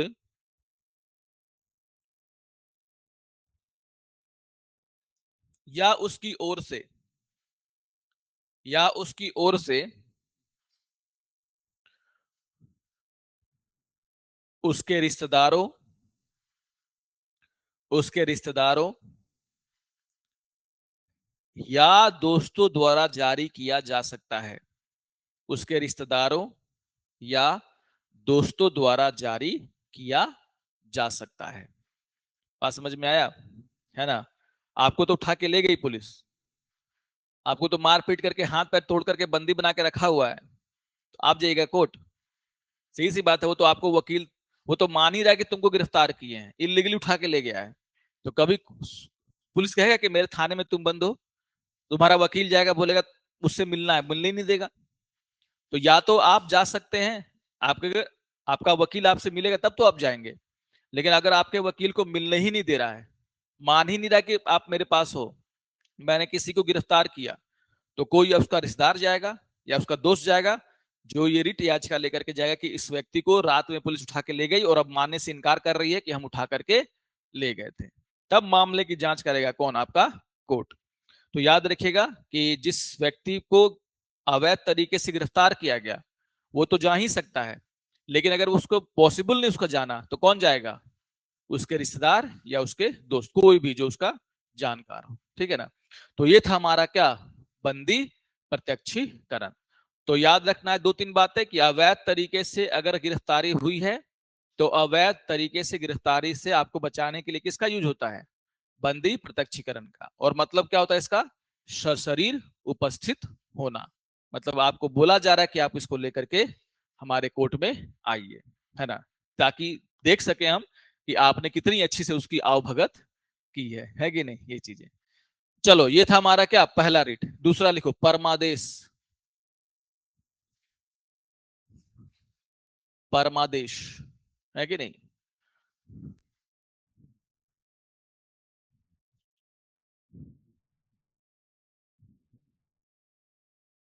है ना, परमादेश। तो परमादेश का आदेश क्या है, परम आदेश, मतलब हम आज्ञा देते हैं, है कि नहीं। लिखो पहले कि इसका शाब्दिक अर्थ है, इसका शाब्दिक अर्थ है हम आज्ञा देते हैं। हम क्या देते हैं? आज्ञा। हम आज्ञा देते हैं। हम का मतलब क्या? कोर्ट, है ना। हम आज्ञा देते हैं, तो किसको, है ना, आदेश दिया जा रहा है ना। आज्ञा, या फिर ऐसे लेना, आज्ञा या आदेश, ये भी लिख लो, थोड़ा सा और क्लियर हो जाएगा। हम आज्ञा देते हैं, या फिर लिखना हम आदेश देते हैं, है ना।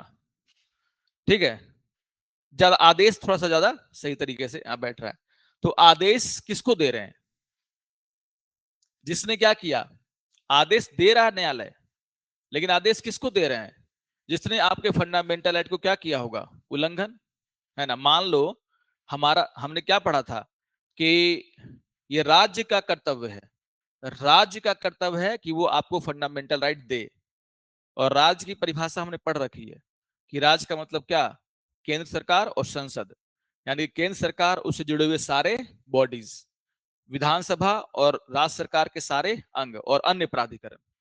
तो जो भी राज्य है ना, राज्य में पुलिस भी आता है, राज्य में आपका म्युनिसिपल कॉर्पोरेशन भी आता है, राज्य में खुद सरकार भी आती है ना। सरकार के सारे मिनिस्ट्री आते हैं, सरकार का हर विभाग आता है।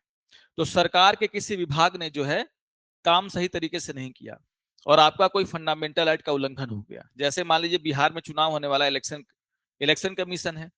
अगर इलेक्शन कमीशन ने सही तरीके से काम नहीं किया और आप सभी का नाम कट गया, किससे? मतदाता सूची से, तो आपके वोट डालने का अधिकार का उल्लंघन हुआ कि नहीं हुआ? तो कानूनी अधिकार मैं एक समझाने के लिए कह रहा हूं कि एक बॉडी ने, इलेक्शन कमीशन का काम क्या था?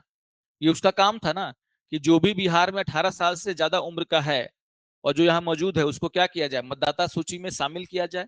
लेकिन अगर वो अपने काम को करने से में फेल रहेगा, तो ये वोट डालने का अधिकार क्या आपको मिलेगा? नहीं मिल पाएगा। आप एलिजिबल हैं, फिर भी आपका नाम क्या है? मतदाता सूची से बाहर कर दिया गया। उसी तरीके से मान लीजिए कि कोई अंग है सरकार का, वो कोई भी हो सकता है, सरकार का कोई विभाग हो सकता है, उसके किसी आदेश से, उसके किसी कार्य से, या फिर कार्य नहीं करने से लोगों के फंडामेंटल राइटों का क्या हो रहा है? उल्लंघन हो रहा है। स्वच्छ पर्यावरण में जीने का अधिकार हमारा अधिकार है, जीवन जीने का अधिकार है। और आपके किसी विभाग ने क्या किया? अच्छे तरीके से काम, नगर निगम अच्छे तरीके से काम नहीं कर रही है, रोज सुबह नालियों के बीच से गुजर करके जाना पड़ रहा है, रोज सुबह जो है आपको कचड़े से बीच से निकल के जाना पड़ रहा है। इसका मतलब आपका आर्टिकल 21 का क्या हो रहा है? उल्लंघन हो रहा है कि नहीं?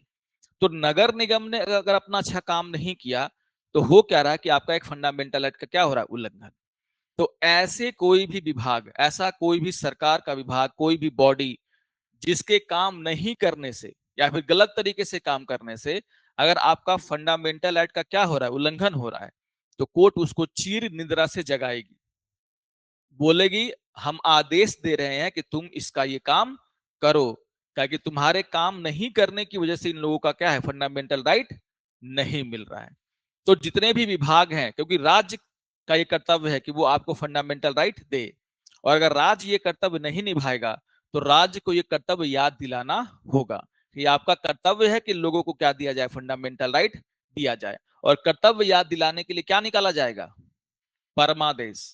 इलेक्शन कमीशन को आदेश दे रहे हैं कि भैया तुमने इस व्यक्ति का नाम कैसे कट गया, है ना, या फिर इसका जो फंडामेंटल राइट का उल्लंघन हुआ है उसको आपको क्या करना होगा? देना होगा। तो कोई भी राज्य का अंग अगर सही तरीके से काम नहीं कर रहा है ना, तो यहां पर परमादेश देकर के क्या करते हैं? उसको आदेश जारी किया जाता है कि आप अपना काम सही तरीके से करिए, नहीं तो हम करेंगे क्या? कार्रवाई। क्योंकि आपके सही तरीके से काम नहीं करने के कारण लोगों के फंडामेंटल राइट उनको नहीं मिल पा रहे, या फिर उसका क्या हो रहा है? उल्लंघन, है ना। तो परमादेश उसको देते हैं जो व्यक्ति सही तरीके से काम, जो राज्य का अंग क्या है? सही तरीके से काम नहीं कर रहा है, ठीक है ना। और जिसके काम नहीं करने से आपका क्या हो रहा है? मौलिक अधिकारों का उल्लंघन, ठीक है ना, ये चीजें। तो लिखो, है ना, कि यह न्यायालय द्वारा, यह न्यायालय, शाब्दिक अर्थ लिख लिया ना, हम आदेश देते हैं, शाब्दिक अर्थ लिख लिया, हम आदेश देते हैं। आवाज आ रहा था क्या? ठीक है। अर्थ लिख लिए थे हम लोग, हम आदेश देते हैं। सब लोग लिख लिया ना? लिखो दूसरा पॉइंट इसमें, यह न्यायालय द्वारा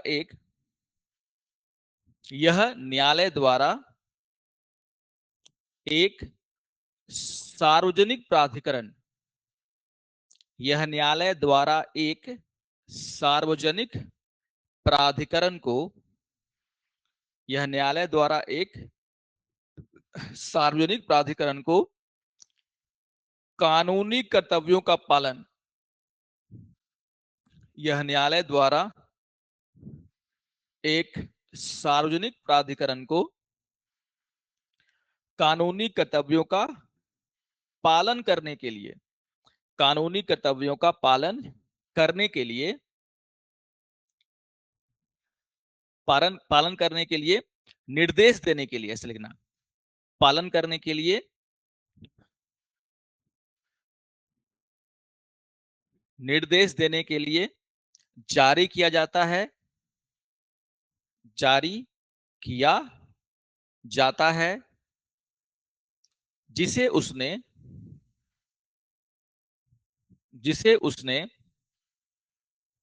नहीं किया है, जिसे उसने नहीं किया है या करने से इनकार कर दिया है, या करने से इनकार कर दिया है, या करने से इनकार कर दिया है। तो सार्वजनिक प्राधिकरण यानी कि राज्य और उससे जुड़े हुए जो भी अंग हैं, अगर वो अपने मैंडेटरी वर्क को करने से, अगर वो अपना सही तरीके से काम नहीं करेंगे, ऑब्वियसली हमारा बहुत सारा फंडामेंटल राइट हमको नहीं मिलेगा, है कि नहीं? पुलिस अपना काम करने से मना कर दे, इलेक्शन कमीशन अपना काम सही तरीके से नहीं करे, सरकार के जो अन्य विभाग हैं, वित्त मंत्रालय, रेलवे मंत्रालय, सब अगर अपना काम सही तरीके से ना करें, तभी तो हमारा फंडामेंटल राइट क्या होगा? का उल्लंघन होगा। अगर वो अच्छे तरीके से काम करते रहेंगे तो हमारा फंडामेंटल राइट का उल्लंघन भी कम होगा या फिर नहीं होगा। तो ऐसा कोई भी सार्वजनिक प्राधिकरण अगर उसने अपना काम करने से इनकार कर दिया है या नहीं किया है, तो उसको जगाना पड़ेगा, उसको हिलाना पड़ेगा कि भैया तुम अपना काम करो। तो इसके लिए क्या देते हैं? परमादेश। पूछ लिया बस कि तुमने अपना काम सही तरीके से क्यों नहीं किया, इसके इतने लोगों का फंडामेंटल राइट नहीं मिला, उल्लंघन हो गया उतने लोगों का, बस वो सही है। न्यायालय के आदेश है ना, तुरंत आपको लिखित रूप से बताना होगा कि क्या कमी रह गई थी जिसके कारण हम लोग ये काम नहीं कर पाए। तो वो चीर निद्रा से क्या हो गया? जाग गया। तो क्या देते हैं? परमादेश। ठीक है ना? आगे लिखना, थर्ड पॉइंट लिखो कि सार्वजनिक कार्यों को करते समय, एक मिनट, और ये देखो, इसे ऐसे लिखना, इसे सार्वजनिक कार्य उसको काटो, इसे न्यायालय द्वारा, इसे न्यायालय द्वारा सार्वजनिक अधिकारी, इसे न्यायालय द्वारा सार्वजनिक अधिकारी, कौमा सार्वजनिक निगम, सार्वजनिक निगम, न्यायाधिकरण,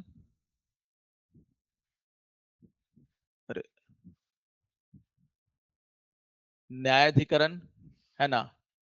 न्यायाधिकरण का नाम सुने हो? न्यायाधिकरण का मतलब क्या होता है? सरकार ने आगे चल करके कुछ कोर्ट बना दिए हैं स्पेसिफिक विषय को सुनने के लिए, जैसे नेशनल ग्रीन ट्रिब्यूनल, एनजीटी का नाम सुने हो कि नहीं? नेशनल ग्रीन ट्रिब्यूनल का नाम सुने हो? तो ये ट्राइब्यूनल, ट्राइब्यूनल को हिंदी में बोलते हैं न्यायाधिकरण। तो इसका काम क्या है? पर्यावरण से जुड़े हुए जो भी मामले होंगे वो हाई कोर्ट और सुप्रीम कोर्ट में नहीं जाएंगे। न्यायाधिकरण का मतलब होता है किसी खास विषय के लिए उसको बनाया गया, है ना? तो अगर मान लो एनजीटी है, उसका काम क्या था? अगर आपके शहर में पर्यावरण सही नहीं है, गंदगी फैली हुई है, तो आप जाएंगे ना केस करने, और किसके पास जाएंगे? एनजीटी के पास। एनजीटी के पास अपना केस लेकर के चले गए, क्योंकि एनजीटी को बनाया ही गया है पर्यावरण संबंधी मुद्दों को क्या करने के लिए? सुनने के लिए। तो बहुत सारे ऐसे, जैसे कंपनी के बीच में डिस्प्यूट होता है, तो दो कंपनियों के बीच में डिस्प्यूट होता है, तो उसको, उस केस को कहां लेके जाते हैं? नेशनल कंपनी ट्राइब्यूनल के पास। एक न्यायाधिकरण है जो कंपनियों के मामले को क्या करता है? सुनता है। या फिर कंज्यूमर कोर्ट। कंज्यूमर कोर्ट का मतलब क्या है? ग्राहक को अगर कोई दिक्कत है, किसी कंपनी ने कोई सामान बेचा और वारंटी देने के लिए तैयार नहीं है, तो आपके पास अधिकार है कि आप कहां जा सकते हैं? कोर्ट जाएं। तो कंज्यूमर कोर्ट। तो कंज्यूमर कोर्ट का मतलब क्या है? वो तलाक के मामले थोड़ी लेगा, वो विवाह के मामले थोड़ी लेगा, या मर्डर के मामले थोड़ी सुनेगा। वो किसी कंज्यूमर और कंपनी के बीच विवाद को क्या करेगा? सुलझाएगा। तो ऐसे बहुत सारे स्पेशल कोर्ट बनाए गए हैं, उन्हीं को हम लोग क्या बोलते हैं, न्यायाधिकरण। तो मैंने क्या लिखवाया कि यह जो है किसी सार्वजनिक प्राधिकरणों, है ना, सार्वजनिक अधिकारी कौमा सार्वजनिक निगम, न्यायाधिकरण, है ना, निचली अदालतों, निचली अदालतों, कौमा देख लिखते जाना, निचली अदालतों या सरकार के विरुद्ध, निचली अदालतों या सरकार के विरुद्ध जारी किया जा सकता है, या सरकार के विरुद्ध जारी किया जा सकता है ना। तो कहने का मतलब क्या है कि राज्य और उसके अंग, एक लाइन में बोल सकते हैं क्या, राज्य और उसके अंग। तो राज्य का मतलब सबको जानते हैं, आपका पूरा का पूरा राज्य सरकार इसमें है। और राज्य सरकार का मतलब क्या, प्रधानमंत्री के मुख्यमंत्री के ऑफिस से लेकर के जितने भी मंत्रालय हैं और उनसे जुड़े हुए कोई भी विभाग, सारे क्या है, राज्य के अंग हैं। तो यानी कि हम नगर निगम के खिलाफ, निचली अदालतों के खिलाफ, है ना, किसी सार्वजनिक अधिकारी के खिलाफ क्या ले जा सकते हैं, रिट याचिका दाखिल कर सकते हैं कि उसके काम नहीं करने से मेरा फंडामेंटल राइट हमको नहीं मिल, जीवन जीने का अधिकार का क्या हो रहा है, उल्लंघन हो रहा है कि नहीं। तो आप, हाँ, तो हो तो गया, तो उल्लंघन हुआ कि नहीं हुआ।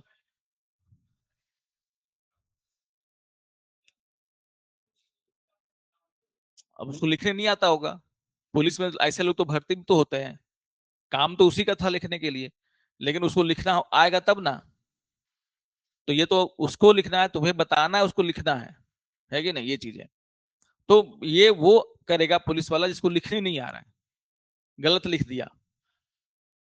हाँ तो ठीक है, लोग सोचते हैं कि चलो अपने से लिख करके दे देते कि हम वहां पे गए और यहाँ पे, क्योंकि देखो हमारा पुलिस रिफॉर्म्स का बहुत जरूरत है, पुलिस रिफॉर्म्स के में सबसे ज्यादा जरूरत है, क्योंकि हमारा पुलिस नागरिक फ्रेंडली है ही नहीं है। क्योंकि वो सिर्फ पुलिस, आप तो एफआईआर लिखवाने चले गए, बहुत लोग तो एफआईआर लिखवाने जाता ही नहीं है, बोलते जाने से होगा क्या, झूठ का दौड़ाएगा घुमाएगा 10 10 बार और होगा कुछ नहीं। तो यूजर फ्रेंडली हमारा पुलिस नहीं। लेकिन अगर आपका एफआईआर कोई दर्ज नहीं कर रहा है, या फिर चलो तो मना कर दिया, है ना, तो आपका इसका मतलब क्या हो गया, फंडामेंटल राइट का उल्लंघन। आप जा सकते हैं, है ना, और सुप्रीम कोर्ट हो सकता है हाई कोर्ट क्या करे, उस थाने से पूछ ले कि आपने जो है उसका एफआईआर दर्ज करने से क्यों मना किया। ये तो बहुत बड़ा मामला हो जाता है, एफआईआर दर्ज नहीं करना, ये मामला छोटा मोटा मामला नहीं है, सीधे सीधे पूरा थाना ही सस्पेंड होता है एक साथ, कि आपने कैसे एफआईआर करने से मना कर दिया। तो जब तक आप अपने अधिकारों को नहीं जानते तब तक पुलिस आप पर चढ़ रही है कि नहीं तुम्हारा एफआईआर नहीं लिखेंगे, जाओ जाके मिलजुल के कोर्स को सुलझा लो, या फिर एफआईआर लिख करके खुद दो, ये सब चीजें। जहां आप बोलिए कि हम जा रहे हैं किसी कोर्ट में रिट याचिका लेकर के, तो समझ जाए कि अब जो है मामला बिगड़ जाएगा, है ना, तो तुरंत आपका एफआईआर क्या करेगा, दर्ज करेगा। तो ये आपका अधिकार है।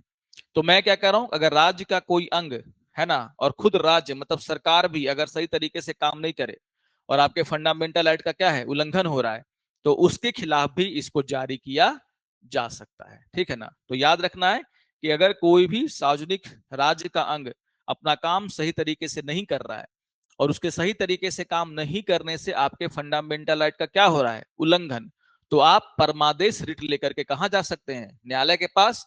और न्यायालय उसको आदेश जारी करेगा कि आप अपना मैंडेटरी वर्क सही तरीके से कीजिए, नहीं तो कारण बताइए कि आप ये काम क्यों नहीं कर पा रहे हैं, हम उसका सोल्यूशन निकालेंगे, जो भी है ये सब, है ना। देखिए ना, अपवाद लिखो इसका, कहां इसको जारी नहीं कर सकते हैं, उसको ब्रेक देते हैं, ठीक है ना। अपवाद, अपवाद। अब आपका फंडामेंटल राइट देने का अधिकार किसके पास है, कर्तव्य किसके पास है, राज्य के पास है। आप मुझे कहोगे सर आप अपना फंड हमको हमको फंडामेंटल राइट दिलवाइए, तो हम नहीं दे सकते हैं ना। तो जैसे बंदी प्रत्यक्षीकरण एक निजी व्यक्ति के खिलाफ निकाला जा सकता था, लेकिन परमादेश एक निजी व्यक्ति के खिलाफ निकाला नहीं जा सकता, है ना। तो लिखो कि अपवाद में लिखना पहला कि एक निजी व्यक्ति या निकाय, एक निजी व्यक्ति या निकाय, निकाय के खिलाफ, के खिलाफ परमादेश का रिट जारी नहीं किया जा सकता,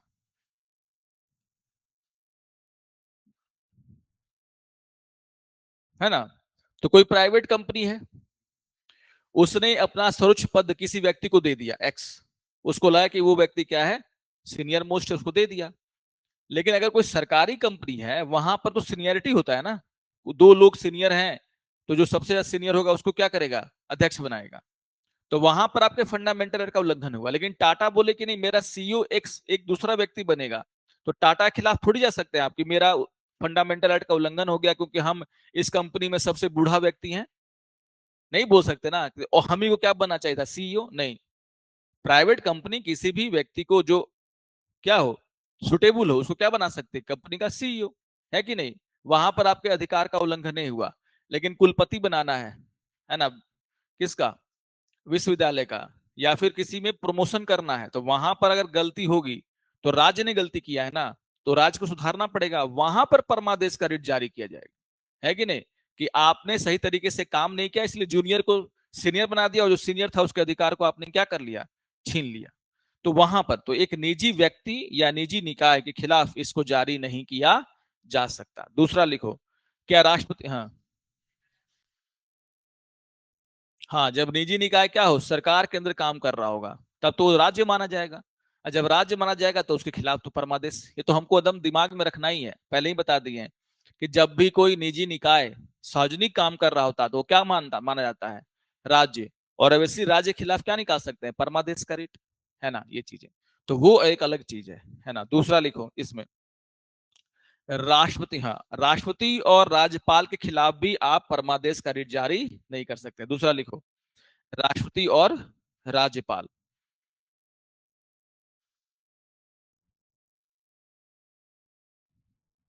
राष्ट्रपति या राज्यपाल। तो राष्ट्रपति को आप बोल सकते हैं क्या कि तुम अपना काम सही तरीके से करो। ऐसे भी राज्यपाल और राष्ट्रपति को तो कई सारे क्या मिले हुए हैं, शक्तियां मिली हुई हैं, ठीक है ना। तो पहला हमने क्या लिखा था, निजी व्यक्ति और निकाय। दूसरा हमने क्या लिखा, राष्ट्रपति और राज्यपाल। तीसरा लिखो, एक कार्यरत मुख्य न्यायाधीश, एक कार्यरत, मतलब अभी जो कार्य कर रहा है, रिटायर नहीं हुआ है, एक कार्यरत मुख्य न्यायाधीश। हाँ, chief justice of high court या फिर सुप्रीम कोर्ट, है ना। तो चीफ जस्टिस को थोड़ी बोल सकते हैं कि तुम अपना काम सही तरीके से करो, अरे वही तो सब काम कर रहा है। तो एक कार्यरत मुख्य न्यायाधीश, ठीक है। इसी में नेक्स्ट पॉइंट लिखो, अलग का एक और नया पॉइंट बना लो। एक विभाग, एक विभाग जो गैर संवैधानिक है, एक विभाग जो गैर संवैधानिक है, एक विभाग जो गैर संवैधानिक है। मतलब कोई मान लो सरकार की कोई एडवाइजरी बॉडी है, जैसे हम लोग बोलते हैं ना कि प्रधानमंत्री का एडवाइजरी बॉडी, जैसे उन्होंने बना दिया सुरक्षा पर कोई एक ग्रुप बना दिया, और उसमें कुछ प्राइवेट लोगों को रख दिया, बोला कि तुम सुरक्षा पर हमको क्या करोगे, अपना जो भी रिकमेंडेशन है वो दोगे, हम उस पर काम करेंगे। तो वो जो चीज है वो प्रधानमंत्री ने अपने आदेश पर क्या की है, बनाई है, ताकि सुरक्षा पर वो क्या करके सके, मार्गदर्शन कर सके, किसका, प्रधानमंत्री का। तो वो एक संवैधानिक निकाय नहीं है, उसके खिलाफ परमादेश रिट जारी नहीं हो सकता कि तुम जो है ये काम क्यों नहीं कर रहे। तो बहुत सारे एडवाइजरी बॉडी बनी हुई है कि नहीं।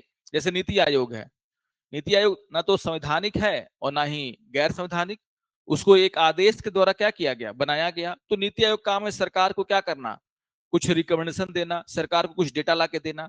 तो नीति आयोग को सुप्रीम कोर्ट कुछ नहीं बोल सकता कि तुम जो है ये वाला डेटा क्यों नहीं लेकर के आया, है ना, ये चीजें। तो ऐसे विभाग जो गैर संवैधानिक हैं उनके खिलाफ भी परमादेश का रिट जारी नहीं किया जा सकता। क्या संसद के खिलाफ जारी किया जा सकता है परमादेश का रिट, संसद, दिमाग लगाओ ना थोड़ा, कि क्या न्यायालय संसद को कुछ बोल सकती है क्या कि तुम ये बिल पास करो। ये तो फिर शक्तियों का क्या हो जाएगा, शक्तियों, आप अपने शक्ति से निकल के कहां जा रहे हैं, संसद के तरफ जा रहे हैं। संसद का काम है कानून बनाना, आप उससे अनुरोध कर सकते हो। जैसे मैंने बोला था, यूथनेसिया का जब मामला आया था, तो सुप्रीम कोर्ट ने कहा कि हमारे देश में पैसिव यूथनेसिया लागू होगा, लेकिन हमारे निर्देश तब तक लागू रहेंगे जब तक कि संसद कानून ना बना दे।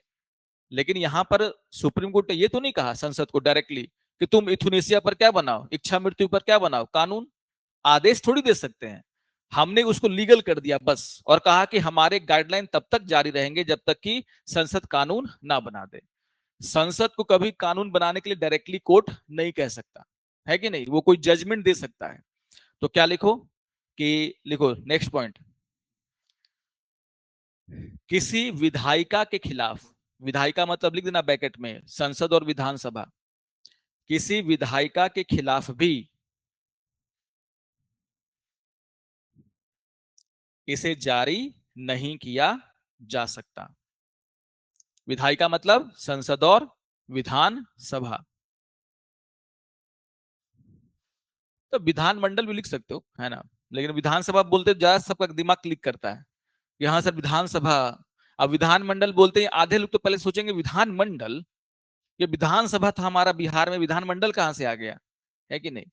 तो ये चीज है, तो संसद विधानमंडल भी सकते हो है ना, संसद या फिर विधानसभा। तो विधायिका जहां पर कानून बनाया जाता है, तो विधायिका के खिलाफ भी आप परमादेश का रिट जारी नहीं कर सकते, ठीक है ना। तो ये कुछ अपवाद हैं जिनके खिलाफ हम परमादेश का रिट जारी नहीं कर सकते। हाँ, लेकिन वो निजी वाला याद रखना, मैंने क्या पहला क्या लिखवाया था, एक निजी व्यक्ति और एक निजी निकाय। ये क्वेश्चन बार बार पूछा है कि क्या एक निजी निकाय जो लोक महत्व का काम कर रहा है उसके खिलाफ परमादेश का रिट जारी कर सकते हैं कि नहीं, कर सकते हैं ना। और एक निजी निकाय जो काम क्या कर रहा है, लोक महत्व का, मतलब वो सरकार के साथ मिलकर के क्या कर रहा है, कोई सार्वजनिक कार्य कर रहा है, तो वहां पर फिर वो राज्य कहलाएगा, और जब राज्य कहलाएगा तो उसके खिलाफ क्या लगा सकते हैं, परमादेश का रिट। बात मेरी घुसी कि नहीं बेजे में, मैं बोल रहा हूं कि टाटा के खिलाफ क्या परमादेश रिट जारी हो सकता है, आप बोलोगे नहीं, लेकिन टाटा जब रेलवे का एग्जाम ले रहा है तो क्या कर रहा है, सार्वजनिक काम कर रहा है, तो वहां पर वो राज्य कहलाता है, और राज्य के खिलाफ क्या लगा सकते हैं, रिट जारी हम लोग कर सकते हैं। तो ये चीज एकदम दिमाग में घुसना चाहिए, है ना, नहीं तो लिखवा दो क्या नोट करके, है ना। लिखो नहीं तो नोट करके, तुम लोग कोई भरोसा नहीं, अभी तो बोलोगे समझ गया, आधे लोग ये नहीं समझ रहे टाटा रेलवे का एग्जाम काहे लेगा सर, है ना, तो उसको दिया गया ये काम करने, तो नोट करके लिख लो कि हाँ हाँ, मतलब कि मतलब वो कर ही रहा है अगर सार्वजनिक कार्य, तो वहां पे तो राज्य है ना, ये चीजें। तो लिखो नोट करके, एक निजी निकाय या एक निजी व्यक्ति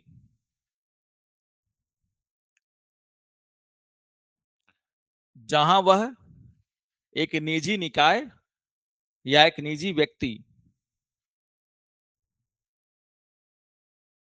के खिलाफ जहां वह सार्वजनिक कार्य, जहां वह सार्वजनिक कार्य कर रहा हो,